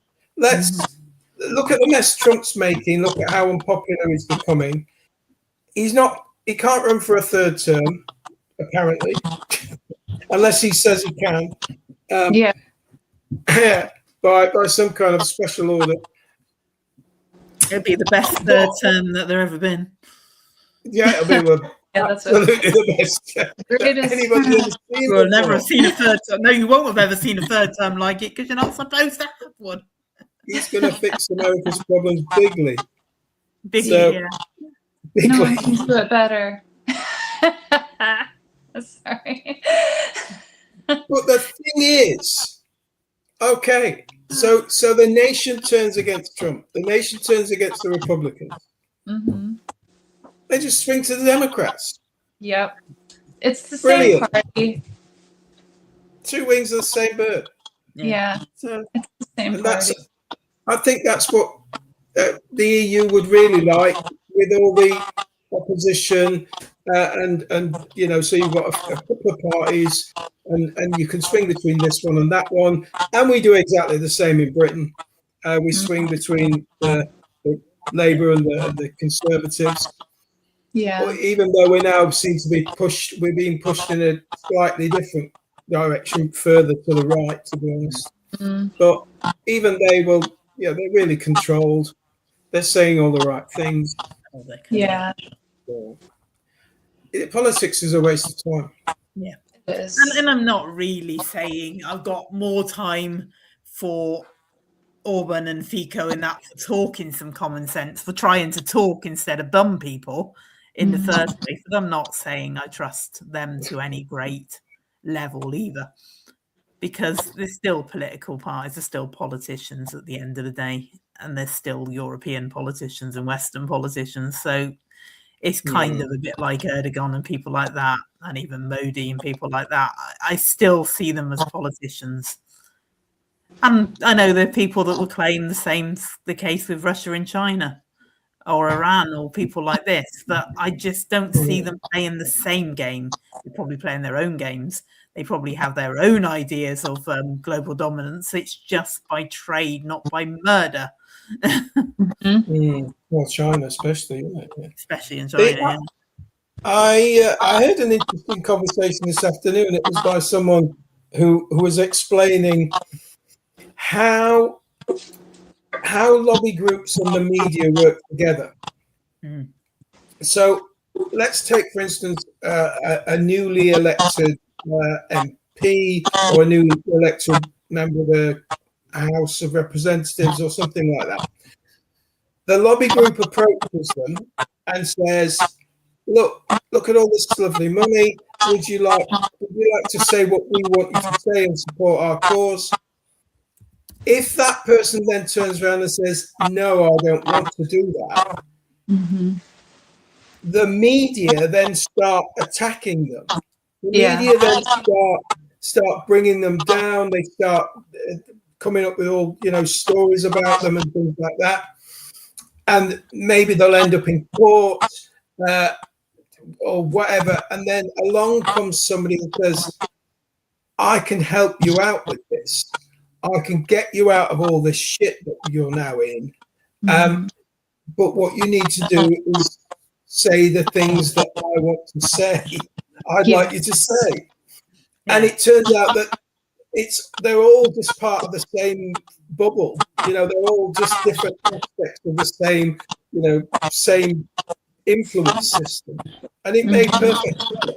So it doesn't matter if you reject the offer, eventually they will capture you by one means or another. Or kill you. Or kill you, yeah. That's the option, yeah. Or you'll end up disgraced and you'll end up out of politics if you won't toe the line. Exactly. Some kind of scandal or whatever. Domestic terrorist or something, or traitor. Mm-hmm. So yeah, it's a dirty business. Yeah. So rather than me typing this, I'll just say this online. Well, perhaps we can try and get you on another week, Snowy. Perhaps we can try and do it and try it before we get to the show. Have a trial before, a couple of days before or something. So if you do want to do that, if you're still interested in coming on, then find me on Facebook. It's Alex Pierce, which you should be able to see on thing, but it's say Alex Pierce / Jacobites on my Facebook profile. It's public, so you should be able to find it. Find me on Facebook. Either send me a friend request, because then I'll see your messenger, even if you delete it afterwards. That's your choice. But send me a friend request and send me a message on Messenger. And assuming you're on Facebook, if not, then let me know some other way. But send me that, and we'll get something sorted. Because the more this is Last Jacobites International, and it's great now that we have Angela on, because we can finally be genuinely Last Jacobites International again, rather than being limited to England and Scotland. Yeah. If we can get Serbia on, or even from Australia, living in Serbia, it's another voice from another part of the world. That would be awesome. So it'd be cool. Yeah. Anyway, sorry, I didn't mean to interrupt what anyone was saying, but I was trying to type all that, and it was just easiest to say it out loud than sit here trying to type it into the comments. Yeah, it's a lot easier. Yeah. No, I think we've kind of run the course of that sort of subject. There's no surprises, really, is there? There's no surprises in the way that the EU act. They're just not a democratic institute, and they represent all of the things that they're tied up with. They're all on board with all the net zero. They're on board with all the equity, diversity. They're all on board with the Agenda 30. They're all singing the same song. And if you've got somebody who's just sticking out as not agreeing, then they need to be squashed. Yeah. Yeah. Well, I know you wanted to get into the car before you did your one, but I think the time gap is. Is the noise? Is the sound okay? Well, it usually is when you're speaking anyway. Ironically, it's when we're speaking, it echoes back from your end. So it's not something you're doing. It's something. I don't know. I can go move to the car real quick if you want. But you're fine if when you're speaking, you're fine. But I'm just saying, you were saying you would like to do it when you get in the car, but I think the hour gap, the hour forward, is gonna muck that one up a bit. So That's okay. I can just stay No. here. And I'm sorry that I was hoping it was better. That's not your fault. It's fine. You're crystal clear. It's Yeah. when we speak, it echoes back on Yeah. yours.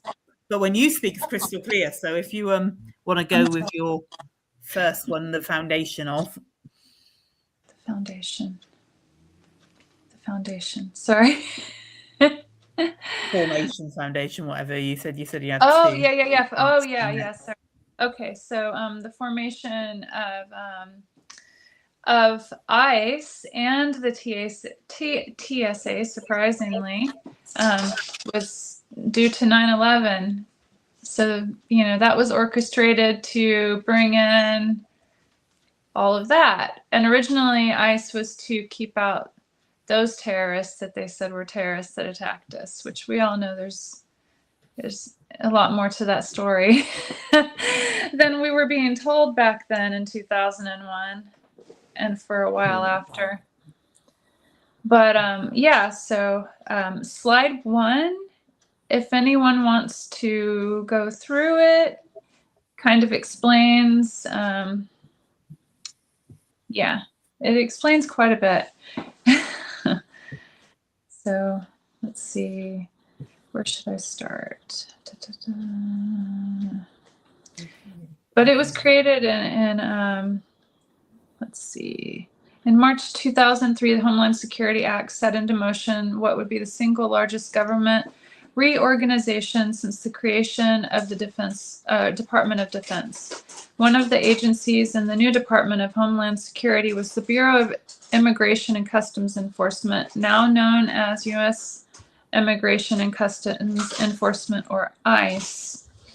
And, TSA was brought in then as well, to make sure nobody had box cutters and shoe bombs and the like. So now, they brought it in for that, and then supposedly, all of that was under control, but they never get rid of what they bring in for a means of control, and now they're using it under the guise of getting rid of the illegal immigrants, which doesn't have to be this administration, but like we've said before, it's one bird that invited all of these immigrants in. They've been used as well, and they're not deporting as many as they say they are.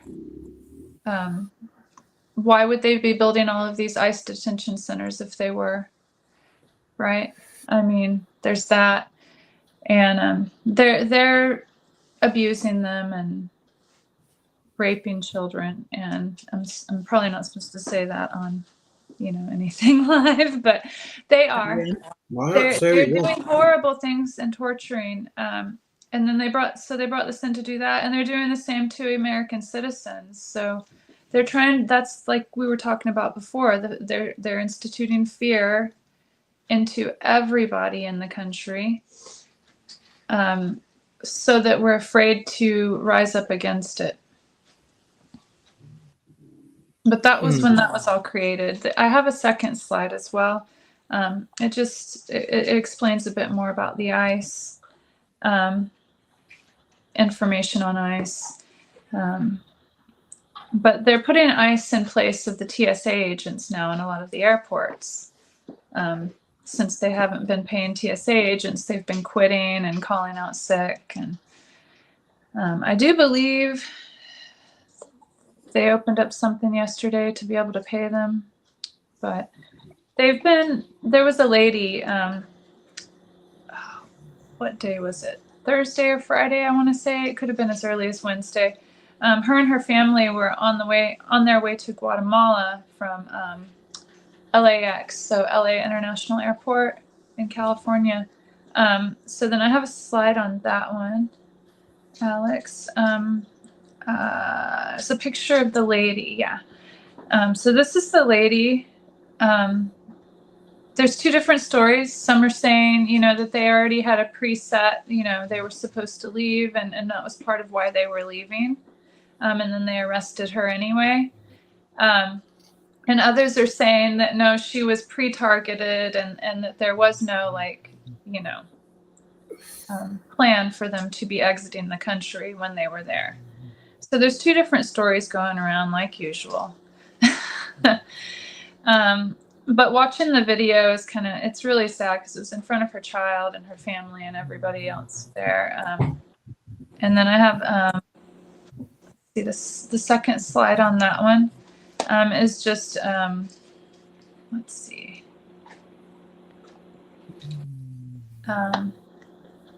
Representative Kevin Mullen, which I'm not really familiar with him, but this is his response to that happening in the airport out there in LA. So I think everybody is getting pretty fed up with it. Everybody that doesn't go along with the narrative. So that's part of it. Let's see. So after the killing in our streets and detaining U.S. citizens, ICE has lost all credibility and trust with the public. Second slide is, I'm not a fan of Pelosi, but Speaker Pelosi and I are demanding immediate answers as to the mother's and her child's condition. So apparently they took the child too. And then the last one, and the grounds for their detainment at the San Francisco International Airport. So I don't know where that's going to go or if we'll ever even hear anything about it again, because some of these cases just makes the news once or for a day or so and then just disappears, buried under all the other new crazy things that are happening. So, yeah. The ICE thing, you can go on ICE's website and read anything about them. TSA, you can go on theirs and read about, their formation and everything, both of them, anyone who's more interested in that. But really, it's just an organization that was created out of a lie. Create the problem, here's the solution. The solution is not always needed, but stays. And then they can reinstitute it and use it in other ways as they're doing now. Not reinstitute, I should say, use it for a different purpose. Yeah. Yeah. I just think should have been abolished, basically. tracing everything back to 9/11. And we've spoken about this before several times. Now, 9/11 was one of those fixed points at which everything after 9/11 changed. I don't know about you. Do you remember the days when you could just turn up and get on a plane? Yes, and you could hug your loved ones right there. Yeah. No worries at all. And now, all of a sudden, it's like you walk into the airport and you're a criminal. Yeah. Everything you've got has got to be searched. Everything you've got has got to be, and if they're not happy, you're dragged off into a room. And I saw this happen to a guy in a wheelchair. That happened to my sister. Well, tell us that story then. Oh, well, it was after 9/11, but it was before the pandemic. They claimed that she had ammunition residue on her fingers, but she never handled a weapon. We had just gotten back from a cruise, the only cruise we ever went on. Our dad sent us on with my kids. And we got back. We drove all the way home, and then she had to go to the airport. Then early the next morning, I took her, and they detained her for hours. She missed her flight and had to go on a much later one. They strip searched her down to her underwear. And they wouldn't believe her. She never once handled any firearms. It was the weirdest thing. I feel like they just make stuff up. Yeah, that is bizarre. That is bizarre. And she was young, because she's like, I think 12 years younger than me. She was a very young adult at that time. She wasn't even old enough to drink. So she was under 21. Yeah. Wow. Well, the incident I saw. I missed that. The incident I saw was a guy in a wheelchair, and they took him out of the line and took him into this room, but the whole wall was glass, so you could see what was going on in that room. They stripped the wheelchair down into the smallest components. They stripped the whole wheelchair down. His wife was in the room with him. She had a walking stick. And it was one of those sexual ones. They took all that apart. Wow. But the guy was eventually, after he was on our flight, and the flight was delayed by quite a while, and they held the flight. And they must have had to. I don't know what happened to his original wheelchair, but he came onto the aircraft in one of the airport wheelchairs. So whether he ever got his wheelchair back, I've no idea. Those are expensive. Yeah. I mean, we bought one for my mum, and it was several £100. Yeah. But that is the thing.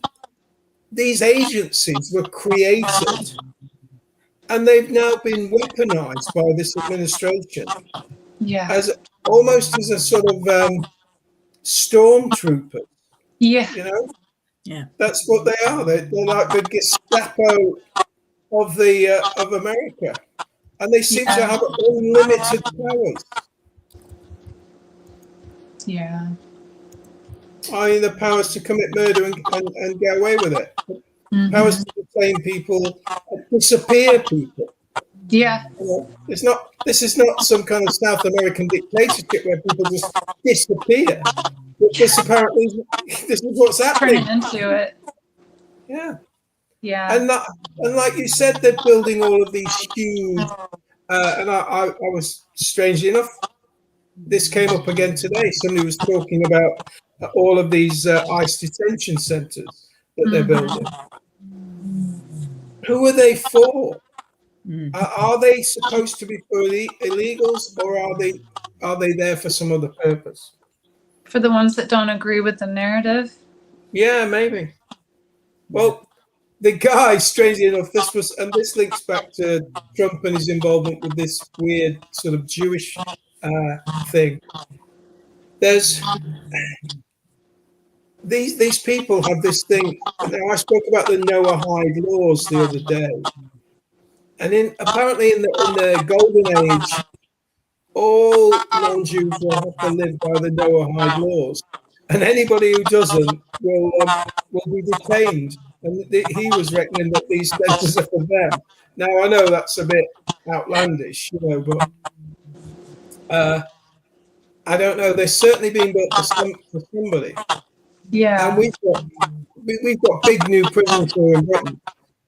That there's hardly anybody in them. They're just sitting there waiting for something. What's coming? Yeah, exactly. What is coming? Civil disobedience, civil war. I don't know. Well, they're there for pushing a us to all of that. They really are pushing us to all of that. There's only so much everyone will take. And maybe they want that to happen so that they can rain down on us. Yeah, just crack down. Yeah. I don't know. Someone pushing someone else into reactive abuse in a sense, or like a bully. Now, finally, the kid getting bullied hits back. Oh yeah. Yeah. Indeed. What was I going to say? TSA. What does that acronym stand for? Which one? ICE? TSA. No, TSA. TSA. Oh my goodness, I know this. Security Act, is it? Or yeah. Transportation Security Act. Transportation Security Act. Yeah. So they are like the transportation police, or it is transportation. It, 2 seconds, I'll Google it. I was going to say. There you go. And ignore. No, you are right. Transportation Security Agency. Okay. Oh, agents. No, you not- are right. Okay. Yeah, another agency. Yeah. Oh, sorry. Security Administration. I lie. Oh. Transportation Security Administration. Ah, okay. I was wrong too. And their role is what? Airport security, port security, things like that. Yeah, I would imagine. No, is that right? I remember them being at the port when we went on that cruise, though. Yeah. And that was at 9/11. That was in 2011, I think. Right. Yeah. Well, it's getting harder and harder to get into America. Yeah. It's like they don't want you going there. I think, is it now they want to see 5 years of your internet history, 5 years of your social media history. Wow, I did not know that. Yeah. They want to know everything you said. You might have said. Me and Alex wouldn't stand a chance. They want to know if you said anything against Trump in the last 5 years, which might make you a national security threat. I'll probably be in one of these ICE detention centers one day. If they don't kill me. They don't need 5 years of arfing. The last 5, if I've not said anything against Trump in the last 5 minutes, I feel like I'm doing wrong. You're letting this fight down, yeah. There was a time, and this is bizarre that you come from North Carolina, don't you? Well, I live here. I'm not from here. You're not from there, but you live there. But I've lived here over 20 years, so it's a while. Strangely enough, there was a time when myself and Jackie were toying with the idea, weren't we? We were toying with. I'll just confirm so you know that I'm not making this up. We were toying with the idea of moving to America, and our destination of choice was going to be North Carolina. Oh wow! And I'm glad we never did. Now, I'm not surprised. I'd probably be in jail. What part? Oh, sorry, that was loud. What part were you? We hadn't exactly narrowed it down. We were just kind of, but we got to the stage where I was looking at property and things like that. Sort of like browsing around, and so it was an idea that was forming, and we were kind of just pissed off with living in Britain. And so we thought, where can we go that's English speaking, friendly, where people are like us? America. And at that time, America was. Yeah. But not now. I wouldn't even consider moving to America anymore. No. It's a shame, but there you go. I'm not dissing America, but I wouldn't move there. Yeah. Or Australia, or Canada, or anywhere else virtually English speaking. Yeah, I know. Yeah. If I can't learn the language, I'll just pretend to be mute and move there. Perhaps. Just about live in Germany. Russia, Russia. Myself and Jackie had got this idea of going on holiday to Russia. But the only problem is, I'm not sure we would go because the people that they hate the most in the world seems to be Britain. Not the U.S.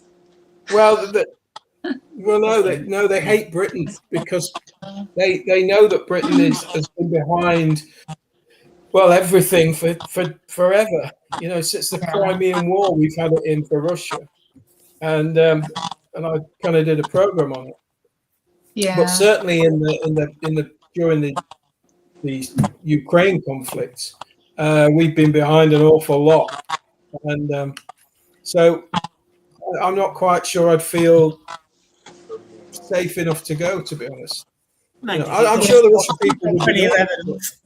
if you got your question, you got plenty of evidence that you're going back with enough time and date stamps to prove you don't take the UK line on it. No, that's true. And they let George Galloway in, so they must be fairly open-minded. Yeah. So, yeah. Yeah. Now, who knows? We might still make it yet. Yeah, I never know. if anybody flies anywhere or goes anywhere ever again. Yeah. When we went to Cuba and people said, "Oh God, you're going to Cuba? I'd love to go to Cuba. They're all raiding communists. You know, don't go to Cuba." It's absolutely bloody gorgeous, and people were lovely, and it was a great place to go. And they had a long lifespan, right? I think very long. They had loads of doctors. They made a lot of money by training doctors and then sending them out into the world and kind of renting them out. They would rent doctors out. They made a lot of revenue by doing that. There's been people kicking back against and kicking back against it and trying to ban it. Oh. In recent times, in the US among other things, of course, because the theory behind it is they would send them out. They would take a proportion of the pay, which wouldn't be the full whack of it, and the rest of it would go back to the Cuban state. I guess in some ways the argument could be to cover their training and to cover the costs on that side of it. Yeah, the argument, or it's done as a money-making scheme, but. The argument, it's like all of these things, the argument wasn't being made by the Cubans, the argument was being made by the people employing them, because they didn't like the idea that it was going back and being sent back to Cuba. So they were fighting against it. Even though they were still on a wage higher than they would have been receiving in Cuba, it was being fought against by the, or this is only fairly recently, but it's recently in the long term, you know what I mean? I don't see it any differently than trading and paying for any other resource. It's not really. No, not really. It's the resource of intelligence and skill. Yeah. Well, that's the thing, isn't it? It's just like every Russian is considered to be a Russian spy. Every Cuban is a Cuban spy. You know, they're all hiding in the wardrobe, listening to what we're saying. So that is the whole attitude. Again. The funny thing is they don't even care, even if they were. No. But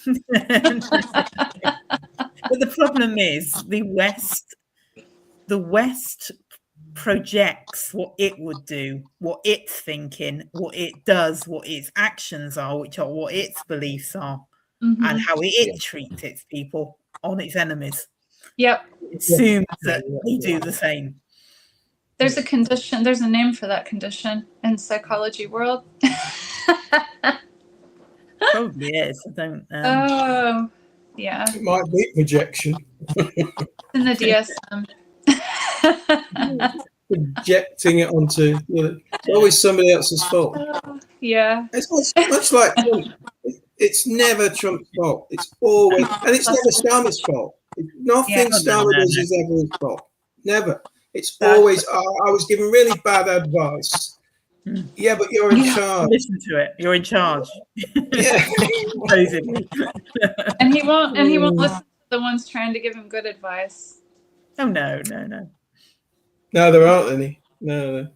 They're all just sneaking the slimy way around him, and he's in the center, all innocent, not knowing which way to turn. Yeah. Did we ever find out what happened to those Ukrainian rent boys? Nope. No. They disappeared. Not that. Disappeared. Yeah. Never heard of again. That's convenient. It was. Yeah. Exactly. Hmm. And of course we can't call them the Epstein class anymore, can we? Because that's now Iranian propaganda. That's funny because they call our news over here the Epstein the Epstein networks, Epstein news networks instead of mainstream news. Epstein news, yeah, it's fitting because they're all covering it up because they're all forced and paid to do so, and the ones that don't agree with it quit and leave or get killed or fired or whatnot. We've got one here. It's called RBC. It's the Rent Boy channel. So Yeah. it's very similar. Yeah. Yeah.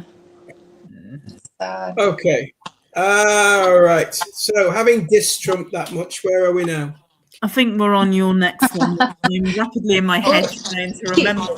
You've told me this 4 times what your other subject is, and I've He's forgotten kinda- it 4 times. So if we Well, go with it's- your story, Trump kind of did it to himself. We're just calling attention to it. Yeah. If they wanted to speaking hear of- better, they should have acted better. Speaking of people who call Trump out, I asked you if you. That's why I told you I was going to cover this, because obviously you're from the same general neck of the woods as the rest of Americans. So, but I thought I'd cover. I thought I'd have a quick look at the No Kings protest. Okay, yeah. Yeah. We Well, had one here I in thought- Charlotte yesterday, but I was out of town. Oh wow! Thought you'd be there, Angela, with your banner, with your sign. I don't know. I might have been actually this time around because I'm sick of it. Yeah, honestly. Well, it's amazingly popular because Yeah. obviously I'm not exactly sure what the figures are, because the organisers have not, as far as I know, come out with a definitive figure. But it's at least hundreds of thousands, if not millions, of people attend on Saturday, and there were massive protests in cities right across the US. But there were also rallies here in London by expats, and in Paris, and even in Lisbon. So it was pretty international. Did they do any in Canada? Sorry. Did they do any in Canada? I think there might have been. I haven't read any reports of Canadian ones, but there may have been. I don't know. But obviously these are the latest ones. There was a big protest movement last year. And I think the final figure on that one was about 7 million people attended. So it's a huge movement. And so once again, people took to the streets to protest against Donald Trump's regime. Okay, so let's have a look at one of the protests here. Okay, so this is just one of the protests. I'm not sure which one this. It might be Chicago. I'm not sure, but it doesn't really matter because they're all much of a muchness if you look at them. So I just thought I'd use it for illustration purposes. Now, there were around. These demonstrations took place in around 3,000 different locations across the US, and the organizers say that they were protesting about the policies imposed by Donald Trump, including this time the war on Iran. So there's a new element. Also, the federal immigration enforcement, protesting about ICE and everything that's been going on, and also the rising cost of living. And so there was a spokesperson for the movement, and they told reporters, and I've got what they said here written down: Trump wants to rule over us as a tyrant, but this is America, and power belongs to the people, not wannabe kings or their billionaire cronies. And that's pretty out there. They've said what they mean. They're not mincing words. And meanwhile, the White House put out a statement which declared that the protests were Trump derangement therapy sessions. So it's a way of exercising your Trump derangement by taking to the streets. Okay. Now the White House also said the only people who care are reporters who are paid to cover them. Yeah, I think a lot of people are interested. Millions. And Trump himself, Trump's made no comment whatsoever himself. All right, so it's not exactly, like I said, it's not exactly clear at the minute, because this was only yesterday, how many people turned out for these marches. But like I said, it's more than likely, looking at some of the aerial shots, possibly millions. So again, and like I said, there were the big ones, the big rallies. There was a big one in Washington. There was one in Minnesota's Twin Cities. There was Chicago, San Francisco, Los Angeles, Paris, Berlin, Nashville, Dallas, Denver, and London, just to name a few. They were all over. Slide 2, please, Alex.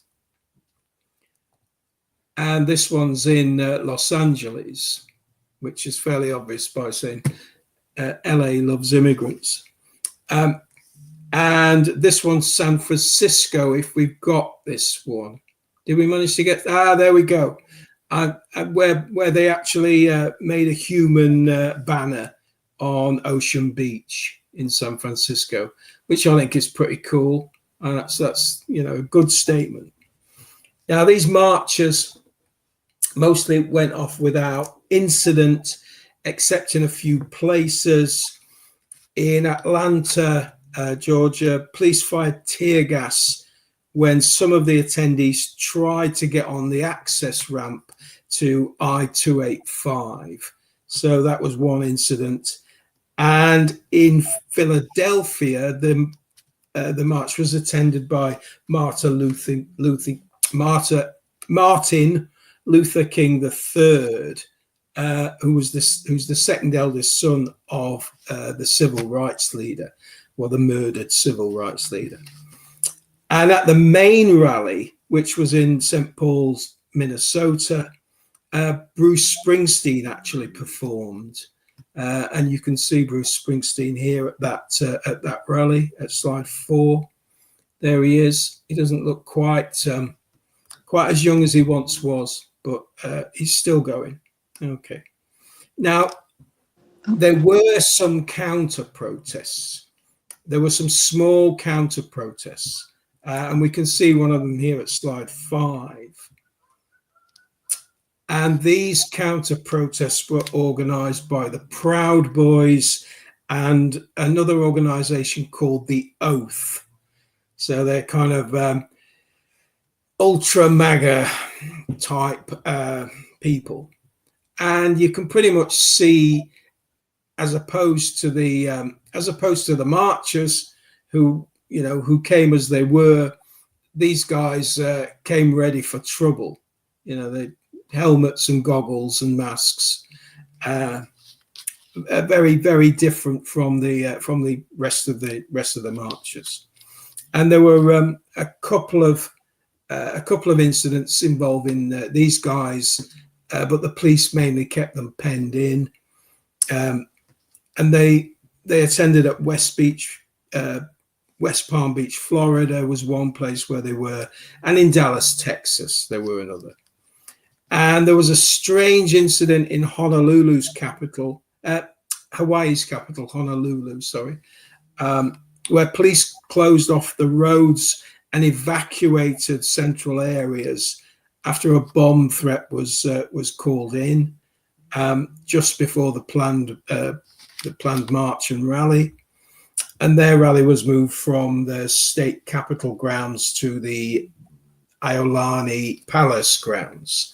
But mostly this mass protest went off without a hitch, and people once again voiced their outrage, voiced their anger, voiced their frustration with the Trump regime. All right. So that was a kind of overview of what was going on yesterday. Okay. Angela's gone outside. I was in the car. Yeah, I think she's getting into the car. Okay. But yeah. I suspect there was 350 there. That's what the BBC used to say every time there was a protest. They didn't match the agenda. No, they never do. It depends. I suppose, if it was what was that Unity March? That was. I think they tried to report those figures fairly accurately. But if it was a pro-Palestinian march, or if it was anything else, they're always, like you said, they're very, very underestimated. So, but as I say, the White House said that this was Trump derangement therapy.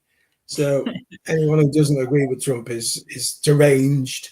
If anybody's not been accused of having TDS by now, then you're clearly not speaking loud enough. That's something I get accused of at least twice. Well, one point it was about twice a day when I was on Asleep Canada,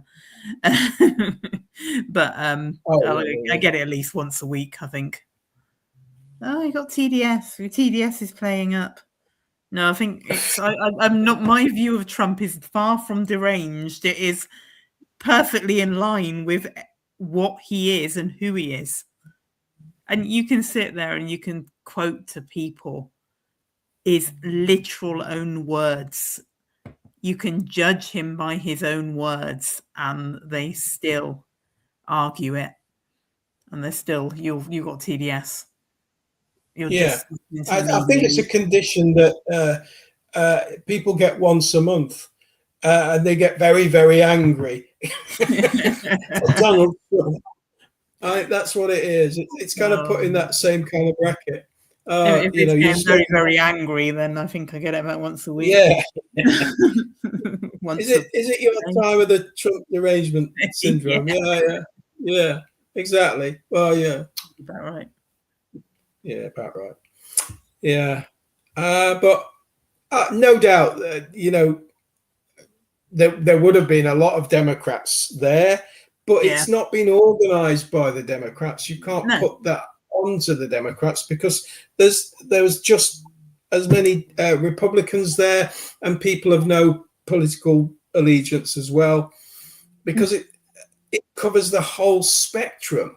There are, and it's not just one reason. Obviously this insane war, but as Angela was just reporting on ICE,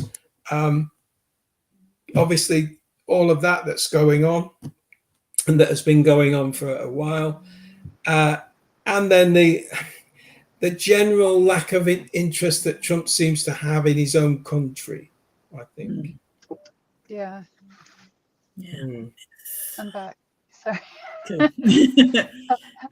I came out here because I wanted to say something about that second slide that you had where they had in the sand with the people forming the no Trump. Did you notice the American flag is upside down, which means we're in peril? Yeah. I know. To be honest, I hadn't noticed that. Yeah. Oh wow. Every envelope that I had to mail during COVID and since, if it's the American flag stamp, I put it upside down, and I wonder if anyone notices at the post office. That's good. Yeah, we're in peril. Yeah. I didn't know that. Well spotted, Angela. Thank you. The details. Yeah, details matter. The devil is in the details. Yeah. Ooh, that's better. They cannot grasp it. The whole the whole group that are still the people that are probably stood there in masks, the extreme MAGA maniacs, I like to call them, the Trump-tards. Yeah, they cannot that's a good name. They cannot grasp the idea that if you're opposed to Trump, it doesn't make you a Democrat. Yeah. They can't. No, I hate the other side equally as much. They're all to blame. They're all politics. They're all as bad as each other, and they're all in one big club. But they can't get their heads around it. No. They cannot. They throw as soon as you say anything. Oh, you wanted Biden. Oh, I suppose you wanted Obama. Oh, no. They were all fuckwits as well. And I Yeah. wonder, the ones standing up against all of this in the public eye, it's been a couple of them, that Marine, and then the, what's his name? The guy that quit that was up there in the defense. That young guy, I can't remember his name. Anyway, the recent one. There've been so many quit. Oh yeah, I know. Well, he's married to a woman, I think, from somewhere in the Middle East, perhaps. Well, at least he's married to a Oh, is woman. that what was the his name? Marine they kicked out and broke his hand? No, he is too. Maybe He's the other well. one's not married to one. Anyway, there was another one that was like up there in the military, like making the decisions with Trump, that recently quit. Yeah, there's been 3. And the just part lately. of my mind that wants to see more of that happen is happy, but there's another part of my mind that feels like, what if it's a trick? Yeah. Because the Republicans, or say the Republicans pretend for a second that they are separate. They know they're not going to win, so then they've got to push it to where the Democrats win the next time, because God forbid a third party might step in and actually do something and win for once.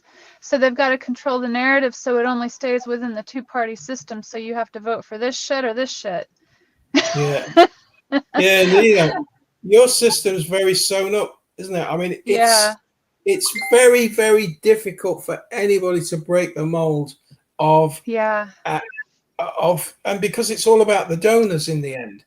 At the end of the day, Trump represents his donors, as do all the senators and all the congressmen. They are there to serve their donors, and it's the donor class that runs America. And the donor class don't mind which side they fund. They're quite happy to fund both sides as long as they get what they want. As long as Miriam Adelson gets what she wants, I dare say she would have funded somebody else. They don't care. As long as the agenda stays on track for them. And that's why it's and the amount and this is all Obama's fault. Obama abolished any cap on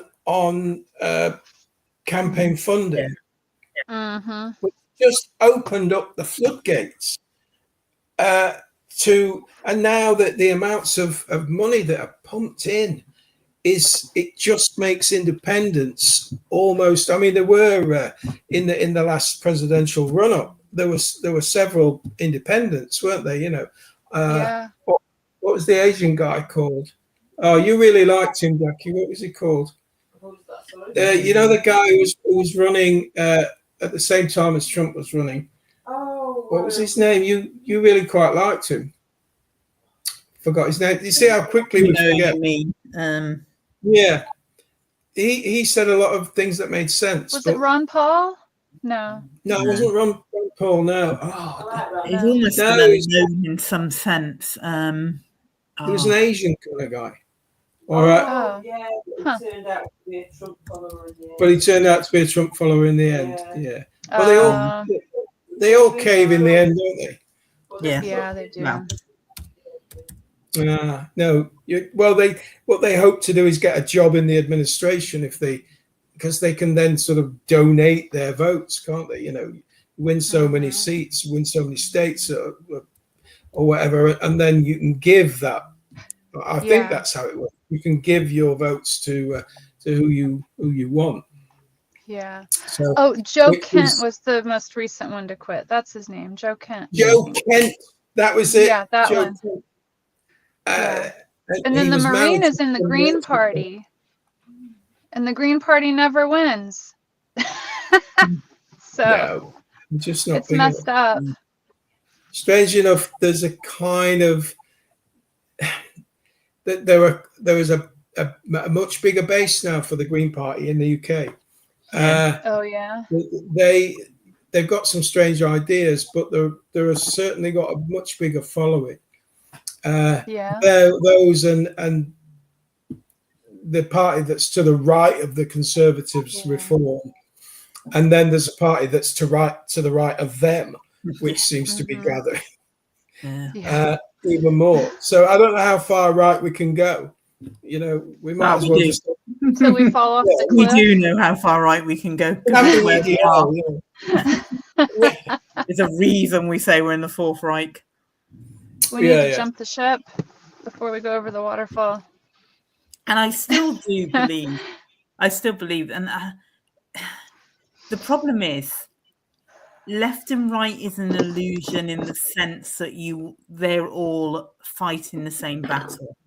Yeah. But there are still belief systems that are left and right. There are still ideals that, or what people see as ideals, that are left and right, and people still have a left or right viewpoint. Now, even that definition of left and right is not clear cut and is not simple, but there are still political leanings. And when we say two wings of one bird, and I'm as guilty, I'm probably more guilty than a lot of people in saying it, it does ignore the fact that they still people are still divided in what they see as the right way for a country. Yeah. And I still really believe they've played one massive Newton's cradle. And I still really believe sets of morals. Sorry. It playing on people's two different sets of morals. Like it needs to be a nuclear family, or versus we should have freedom to love who we want. That's a big one here in the US. And it is, but there are all stages of grey in that. That's not a black and white issue, but they've made it a black and white issue. Yeah. Because I don't care. I really do not care who somebody wants to love. Same. I really do not care if somebody wants to marry somebody of the same gender, the same sex. I don't care. Whatever's going on in somebody's bedroom and love life should be none of the government's business, as long as they're not hurting someone and breaking the law by doing so. As long as they are two consenting adults. Like hurting children and things. Exactly. Yeah. So the one I care is when they push it on the minors, when they push it on kids, when they confuse a generation. Yeah. Likewise, if somebody really feels genuinely that they were born the wrong gender, with no outside influence, with no media hype, with no bandwagon jumping, then they should have the right to do that. But it should be a private decision. It shouldn't be everybody's face. It should. Which scientifically it is. They can do it. But the percentage is extremely smaller than what we're seeing. The percentage is minute of the actual to true the way ones. they're pushing it. Exactly. And again, I don't have a problem with someone who genuinely is transgender. I have a problem with the hype, the thing. Yeah. But I'm convinced they've pulled it so far back because they associate the whole LGBTQ plus, etc., etc., etc. Yeah, I don't like that plus part. No, it's the plus part where the problem comes. But they've associated with that the left, and I think they've pushed all of these things, the whole woke agenda. They've pushed it so far in our face that it's like a one big Newton's cradle. They dragged us so far to the left, and they've let go of the ball, and the ball is now flowing out, and that's why you have Trump. That's why you have Restore. That's why you have Reform. That's why you have the ultra right-wing parties gaining momentum. It's a massive Newton's cradle reaction. I still believe. And even in the LGBTQ plus community, they've found a way to divide them too because of all the pedophilic crap and stuff, and they're trying to confuse the children's gender. And like I am friends with a woman. I used to live in the same neighborhood with her. She's like, she has to be in her 60s or 70s by now, and she's always been a lesbian, and she's conservative, goes to church, very religious, very conservative in her values. So she's one of those old school ones that's against all this crap they're doing, unlike the younger, like maybe early 20s that are all for it, But that's how they found that now, because they have created this new problem with our children. So now they're creating a divide between that community, because you've got the LGBT or the gays against child blah blah blah and stuff. Basically, or I don't know if they have lesbians and gays. I don't know how they word it, but they word it in different ways depending on where you see it. But it's basically that. So they've divided them now too. Yeah. It's a subdivision within a division. And none of it should be political. in any way Mm. whatsoever. And the plus part never should have occurred anyway. Well, yeah, that's it. They've tagged so much into that string of letters now that you can't remember what it is. Yeah. It's just but none of crazy to it should- see it all. Identity politics is the worst kind of politics. It's not it's not centered on an issue. It's self-centered on I should have the kind society should reflect the kind of way that I see it, and there is no room for anyone else. And if you don't accept me, I'm going to rip your face off. And some of them are getting extremely violent these days. It's almost like they've created a society of, not our whole society, but a new generation of extremely self-centered, narcissistic personality type individuals. Yeah. Yeah, it is. And true. how did they do that? We're sat on it now because a lot of the selfies. things in that was social media. Yeah, all the selfies. Selfie generation. It's the whole dopamine hit from so and so. So many people liked my post. Yeah. I'm going viral. Everything instant right now. Kids it hits that part of the brain. Be train drivers now. Kids want to be fucking influencers. It's a drug. It's become a drug. Influencer. That's not a job, people. It's not a real job. But then I'm just showing my age in that. But you're right though. It's not. I mean, my grandkids all want their own YouTube. If you have a newscaster who's like a reporter, that's one thing. But like, this is not our job. The three of us and anyone else that gets on here. I'm all for, because the real journalistic class don't do journalism anymore. So I'm all for citizen journalists, but well, over the running hate for the whole buy me a coffee brigade and that sort of I don't like that part. But I get why they're doing it, but I don't agree with it. Yeah. I don't agree with it at all. But so many people can't get that. My ex used to say, well, come on, hang on, you're not making enough money to turn it away. Come on, why would you not? Because you'd be able to do more until he finally got it last time. I said, because the minute you go down that route, you have to self-censor. The minute you become reliant on that income, you will automatically say what people want to hear. Yeah. We will never say what people want to hear because we're quite happy to tell them if they don't like it, fuck off and don't let the door hit you on the way out. And we will say that all the way. We will never monetize because we will not self-censor. And those people, these podcasts, like these new YouTube influencers and whatnot, like you don't actually know these people. No. You don't know what kind of person they are. I'll give an example. That JLR reports that was out there doing the Nancy Guthrie kidnapping. He was one of the many. He was out there, I think, for over a month or more. Maybe close to 2, and then come to find out the reason he was staying out there so long was not just for the publicity on his channel.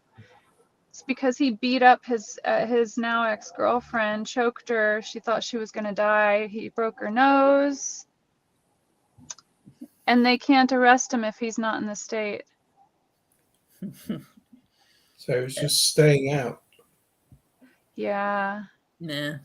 And he's got all these people like loving him. Like I used to watch some of his stuff a little bit till I found that out.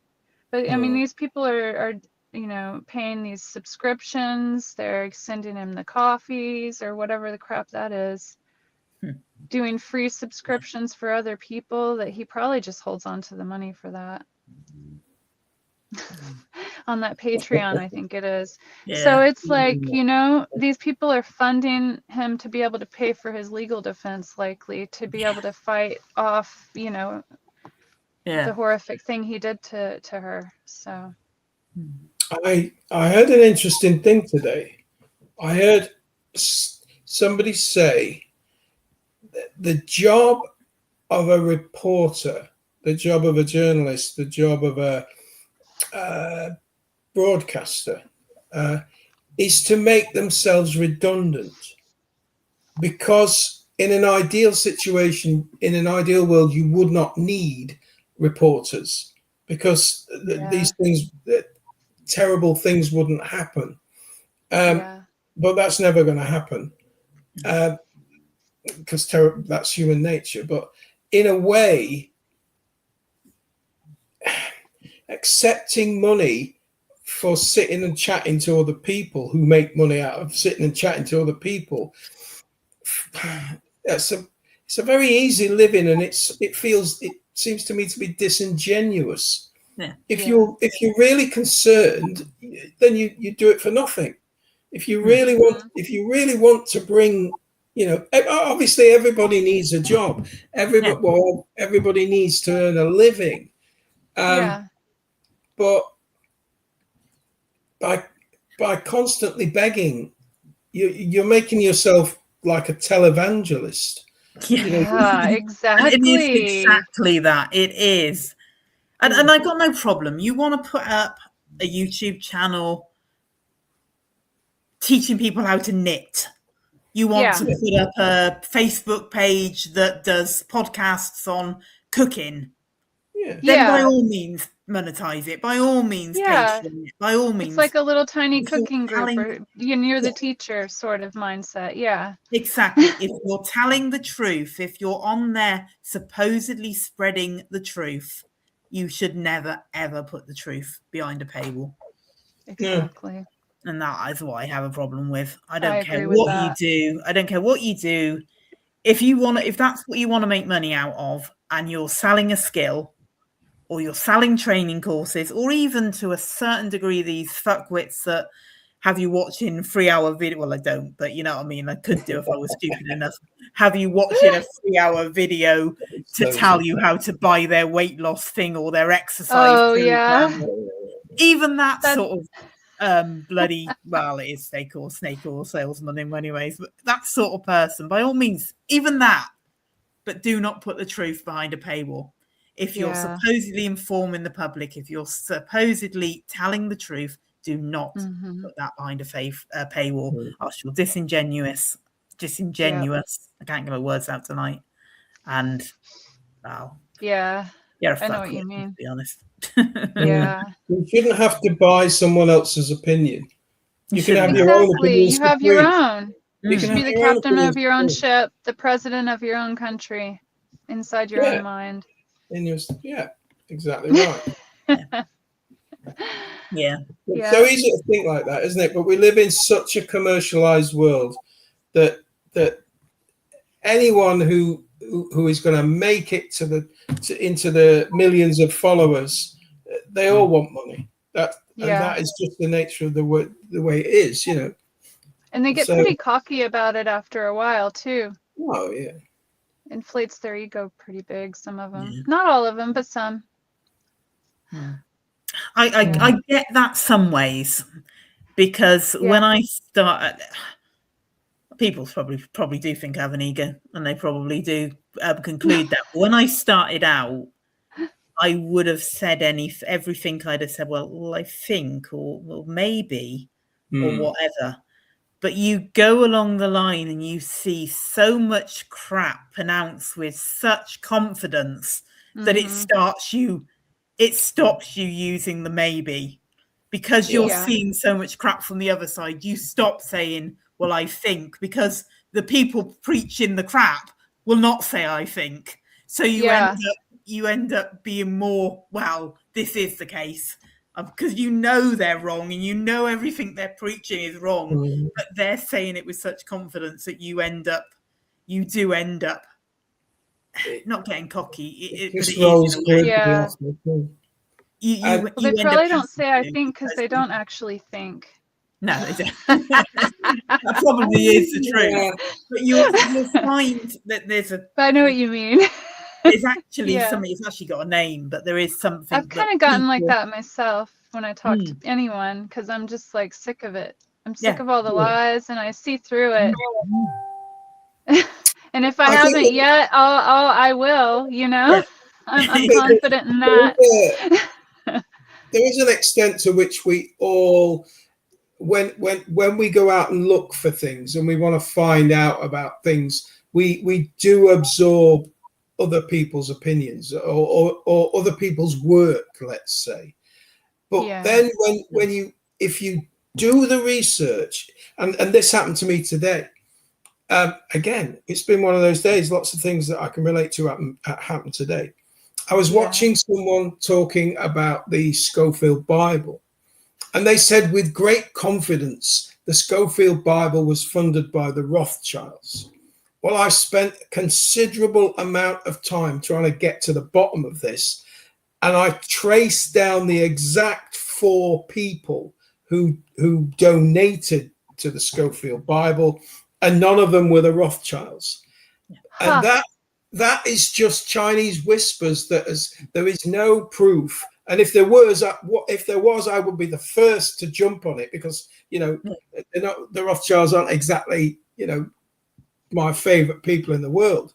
And if I could have found evidence that they were connected to it, then I would certainly have put down. But I thought, you're just saying this because somebody else has said this, and it goes around in a thing. So I was thinking, like a mockingbird. It annoys you, and that's why people do get to a certain degree what people would consider as cocky, because you get so annoyed by the people putting this crap out just on when the evidence says something completely different. That you end up shouting louder, and you end up saying, no. What's irritating?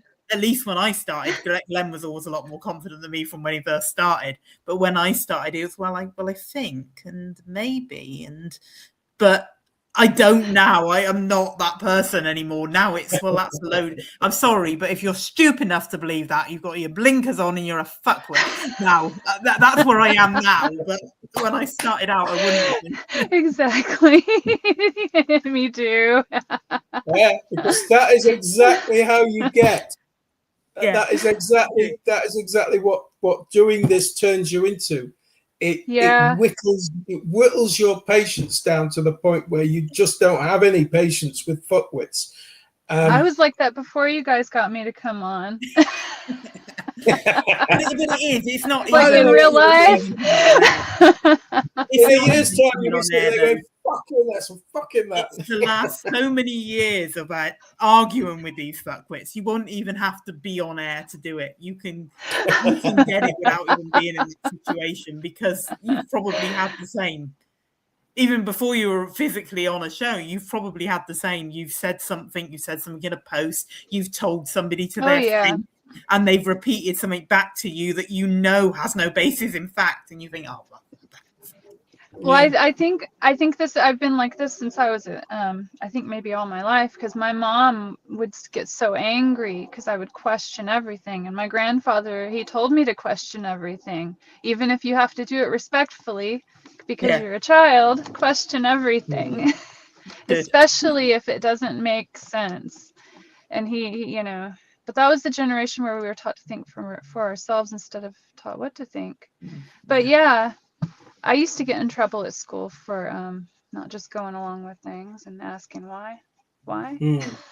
See, to be fair, I didn't. I'll be honest, I didn't in my school. You didn't? I did. We were allowed to ask questions. One of my friends at the time got really angry with me one day because I corrected the maths teacher. How dare you can't correct him? What can you say that? He's a teacher, you can't. Well, he's wrong. I'm sorry, but it's wrong. And I told him. And he looked at it and he said, actually, you're right, I did. I wrote it down wrong. And he accepted it. But nowadays they wouldn't. Nowadays they would, or I'm not saying everyone nowadays, but I've seen examples from my nieces and nephews. I've seen examples heard back examples when the teacher had been wrong and they still got in trouble for questioning it. If the teacher is open-minded enough and not, I don't know. What is the word? A lot of people don't like to be questioned. No. But it sounds like you had a good math teacher. I'm sure that's when your family and everyone knew you were going to be really good with numbers. I was kind of I wasn't teacher. I never creeped around teachers, but I probably would have been considered teacher's pet in maths because he knew what I could do in it. Yeah. And I remember we had one lesson. There was 2 heads of maths. They were both. I don't know why. I don't know. They couldn't choose between them or what the scenarios. But we had 2 heads of maths. He was one, and this other woman was another. And she was covering our class one day, and I did something stupid, and I shouldn't have done it. But I'd finished the test. I'd finished it all, and I was sat there bored, and I got my German book out to see what marks I got on my homework. And when you think about it in hindsight, you think, well, that's a really stupid. And she was practically on the point of accusing me of cheating, even though I showed her it was a German. She was on the point of accusing me of cheating. And my maths teacher come in, and I watched her, because you can tell when people's eyes are going. Yeah. And I watched her tell him, and he looked at her and looked at me, and he laughed. He laughed and told her she doesn't need to cheat. She's not cheating. But you know what I mean? I don't even know what that's got to do with anything. But no, it's here's a good. random question. Here's a random question. What's the difference between maths and math? Language. Language, One's plural and one's not. One seems to make sense to me. Math is a shortened version of mathematics. Yeah, they don't say maths in America. They just say No, math. they don't. No, math. Which kind of, I don't know, it makes sense, but I would never say it. Because but it does minimalize it when you leave the S off, actually. It does minimalize the size of how big math really is. It could be both ways. It's one of the ones I don't have a problem with, actually, because you could. I would always say maths because I'm English.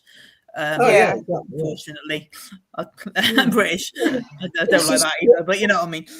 It's just a random avenue of my mind, you know. That is a good question.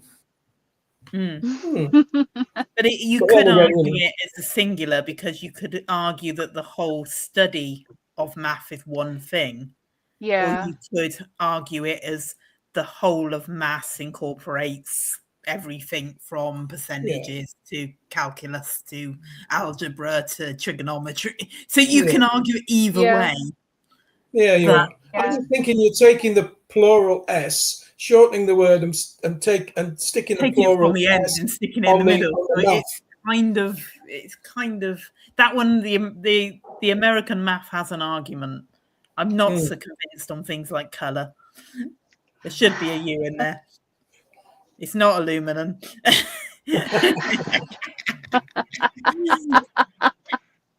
No, it's not. Yeah, the spelling of words are strange, and then the pronunciations. And I had an AP math teacher. She told me that my AP math teacher in 10th grade told the class that a bunch of drunk old white men got together and made up the English language. She's convinced.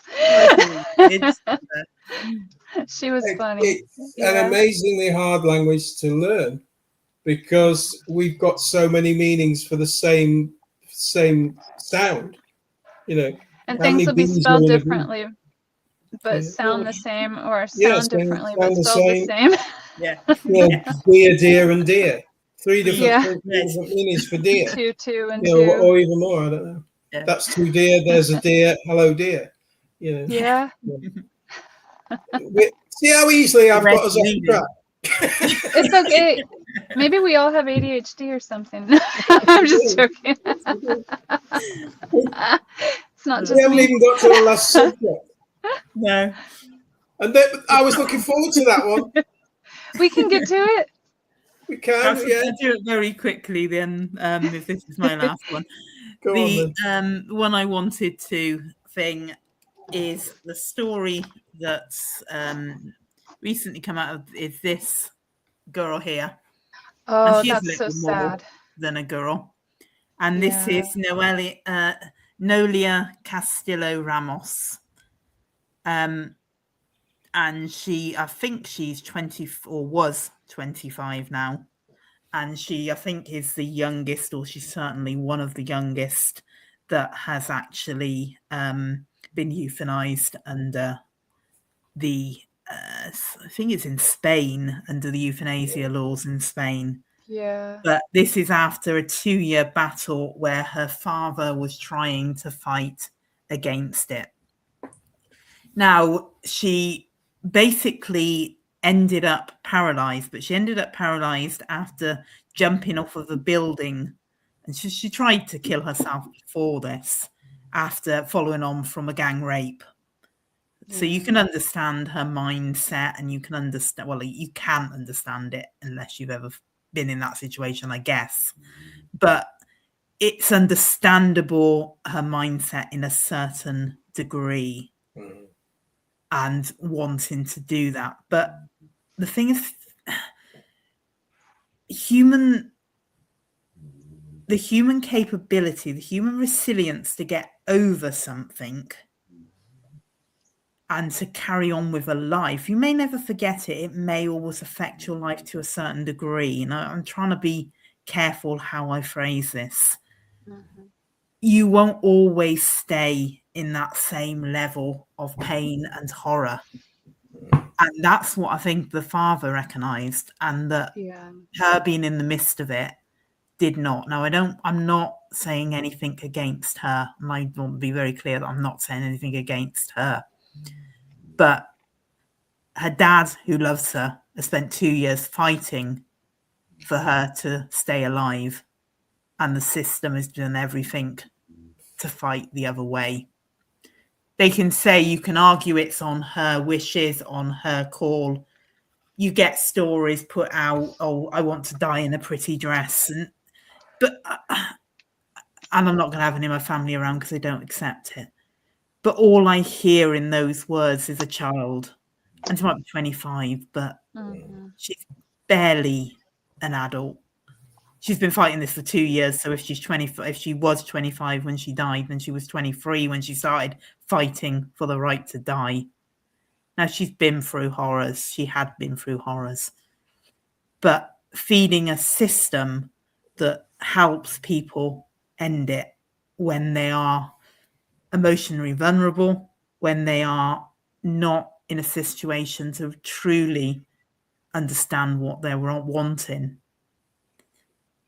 is to me a dangerous thing.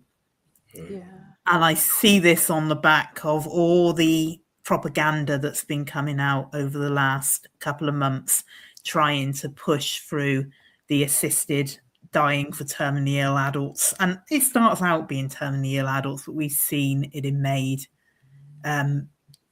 Adult Scotland Bill. And the good news is they did actually defeat it in the final vote on the 17th of March by 67 votes to 59. So the Scottish Parliament did actually defeat the bill and not pass it through. Good. It will come back in another means. It'll come through Westminster in another means, because they are determined to get MAID everywhere. Canada's been the leader on that one. But there are other countries, as we see here, Spain and other countries in Europe, that already have these bills in place. They will bring it back, but at least for the moment, we've voted it down.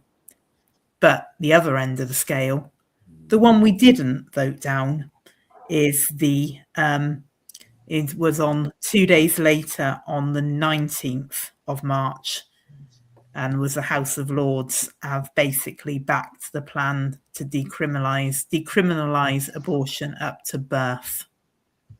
Now, they're not legalizing it, and it is very specific on the words. And there was a big campaign for that, ironically, as well, just before. And it wasn't telling you what you were campaigning for. It was giving you a printed letter that you should send to your MP to tell them to vote for article such and such, and I forget the number. And there was no wording on what article such and such was. And it wouldn't explain to you what it was. It said it was protecting women's rights, or protecting women who'd been raped and conceived, and it was playing on all the emotions. It wasn't saying it was all for those reasons, but it was playing on every emotion, just like the assisted dying acts do. And it said it's not going to change the law. There's nothing in this that changed the law. It's still only legal up to 24 months. It still has to be signed off by 2 doctors. It still has to be consensual. You cannot non-consensually abort against a woman's will. It still has to be done by a medical professional that acts within the established lawful procedure. And it was telling you all these things. It was still not changing. And I didn't know what it was at the time myself. And half of the research you did, it wouldn't tell you. But when you actually, I asked them a question. They conveniently lost the question and never answered it. But I said, if it's not changing nothing, what's the point of it? I said, I'm not being funny in any way, shape, or form. I don't know what this is saying, but you're telling me the bill will change nothing. Why do we need the bill then? It must change something, because there's no point in the bill. Well, when it actually comes out and when you find a bit more about it, it decriminalizes abortion up to birth. Doesn't make it legal, but it decriminalizes it. Well, if you decriminalize something, you do effectively make it legal by the back door, because you're saying you will not be charged for it, you will not be punished for it, you will not be at risk of these things. And therefore, if you're not at risk of it, there's nothing to stop people doing it. So we've got one end that we're pushing like hell, even if we've failed for now, at least in Scotland, to get the Assisted Dying Act through to kill off the adults and youngsters, because this woman was no age. And then we're pushing from the other end to be able to abort a baby up to birth. And I will say a baby. I don't care whether people agree or disagree. At birth, it is a baby. It's not a fetus. It's not something that you can detach from reality, that you can separate from a living, breathing human being at birth. It's a baby. Yeah. And even before then, they can save a lot of preemies. So yeah, my nieces were 30 weeks. So you know what I mean. I don't know. I think it's 24. It's supposed to be legally. Yeah. But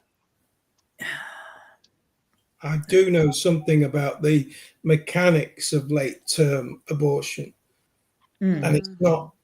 It's a pretty grisly business, because the woman basically has to give birth, and the baby's basically left to die. Don't they cut its spinal cord at the neck, I believe? Half in and half out. Sometimes they do that, but sometimes it's asphyxiation. Oh my the baby's God. just left sort of half in and half out, and it's the most horrendous thing you can think of, because that is a viable human being who struggled to be born. You know. Yeah. I just find the whole thing disgusting. It's evil and even if the woman didn't want the baby, you know, and give it up for adoption. Adopt it. Adoption, Give it up for adoption. There's a lot of people that can't have them that want them. Yeah, people are desperate for children. Or people who can't afford IVF, you know? Yes, exactly. Which is extremely expensive. Babies aren't hard to get adopted. No. Older kids are a bit harder, but babies aren't hard to get adopted. Babies easy. And a big issue in the US is they make it so insanely expensive and difficult to adopt. And then our some of these children, since the pandemic, have been sleeping in hospital hallways and places and at jails, because all of the homes are full.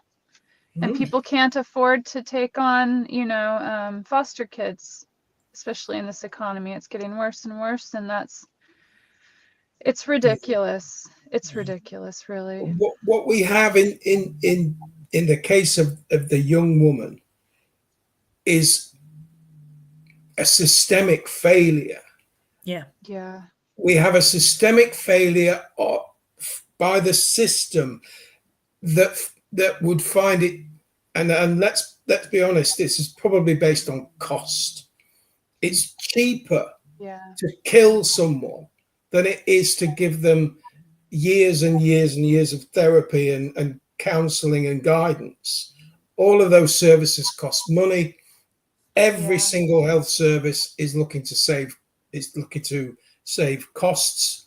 And that is the grounds on which I believe that is based, because I agree. it's there seems no fundamental reason why that young woman shouldn't have been able to be given a lot of help, and she might have been able to live a fulfilling life, albeit she would be traumatized. But lots of people are walking around this world traumatized. Yeah, and they're thriving. Yeah, there are thousands of veterans walking our streets that have seen horrendous things and that are deeply deeply traumatized. But yet they still manage. And I think it's a failure of the system, and it's based on cost. And going back to the abortion, making something not decriminalized is just a gateway. It's a gateway to full legalization. And so we've got euthanasia at both ends. It's terrible. Depopulation. It is depopulation, yeah. I did see a worse story and I couldn't find it again, so it could even be a retelling of this one, so it may not be accurate. I haven't been had a chance to prove it, which is why I haven't gone with it. But the claim being put out was that they'd applied for euthanasia and they changed their mind at the 11th hour, and the change of mind had been refused. And they said it's too far in the system. You now have to go through with it. I can't I can't find it again to be able to research it, so I cannot prove it. So I will not say that happened. No. But if they did that, that is so immoral. That would be horrific. Yeah. And the argument being, that's you sold the organs. I'm sorry, that's you sold the organs. If that happened, and I'm putting my hands up, I cannot prove. I've not had a chance to prove it. I couldn't find it again. I get sent so much stuff, and I see so much stuff. I don't know where I saw it to be able to check it and prove it. But if that is genuine, if that is true, that just shows you one more step. But even if it's not, she was 25. She might have been scarred for life. She might not have recovered full use of her limbs, but it wasn't clear whether that was a permanent condition or not. But her mindset could well have changed. What somebody's mind, this is what's so dangerous against, in my opinion, and people argue with me, people disagree with me, but this is what's so dangerous about euthanasia bills, in my opinion, is that they rely on somebody's mindset at a moment in time. People can have, we all do, even without any problems, we all have bad days and good days. We all have days when we think, oh, fuck, is life worth it? I'm lucky I've never physically thought I want to end it. I'm lucky I've never had that thought cross my mind, maybe because I'm just too much of a stubborn fucker to ever want to go that way. But I'm very lucky. People have and people do daily. But people do daily who the next day might see their kids, might see their grandkids, might see somebody they don't even know playing in the streets, might laugh at a funny TV program, and their mindset changes. Euthanasia relies on somebody making a decision when they're at their lowest point and then going through. And that is what's so dangerous about it, in my opinion. I'll never back it. It's predatory. It is predatory. And knowing what families are like, even not the best of families, I wouldn't say anybody's families is the best of families, but I come from a fairly happy family. But I've still seen my siblings over time say, well, I'll have my inheritance now, oh, can I have that when you got, you know what I mean? Like, you see that attitude, and not if not siblings, and you see cousins and things. You see it in other families. You see it around you. And to me, that's the next stage. That's the next danger when the family wants, when gran and grampy have lived too long, when mum and dad's lived too long, and they want them gone. I would rather have my parents than anything they could ever leave me.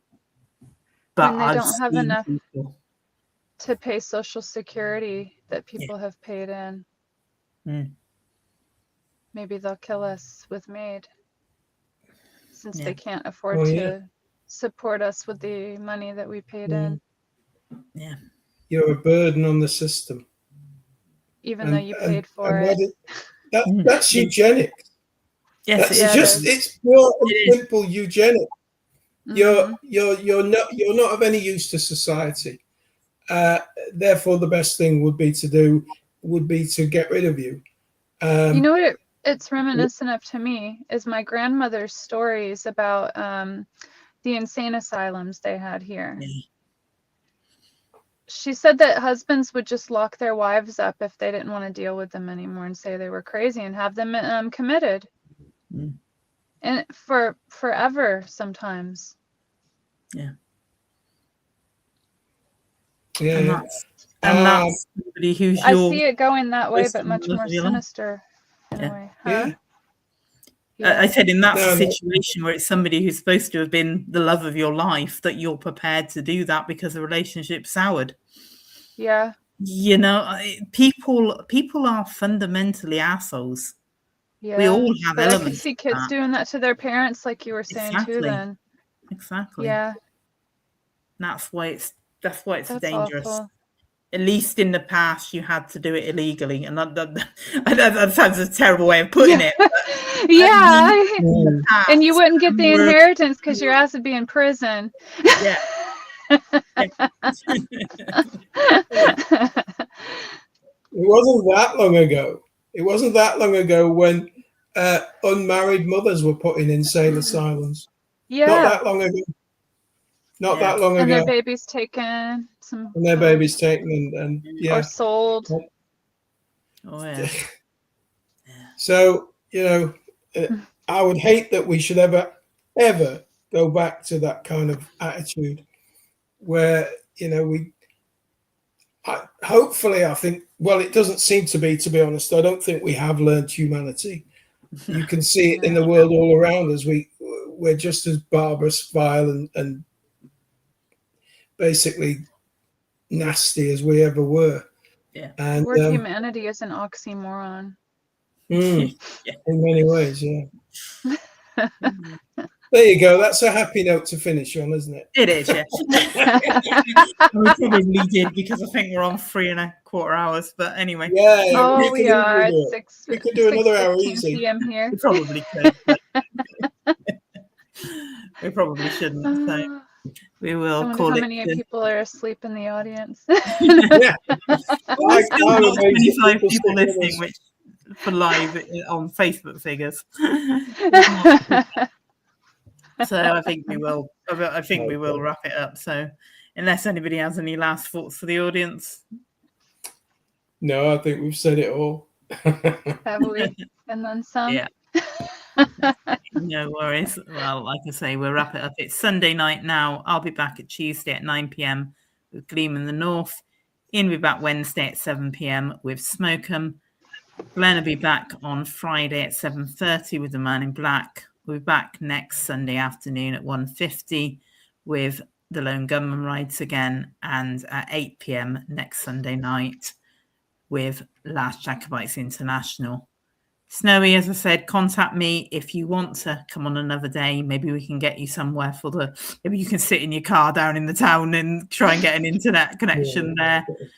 And but if you want to come on, contact me and we'll get it sorted for a future show. And like we've said plenty of times, anybody else who wants to come on a show, contact us. So see you soon. Have a good rest of your weekend if you're still in the country that's got some left. And if not, have a good week. Good night. Good night. Peace. And good night.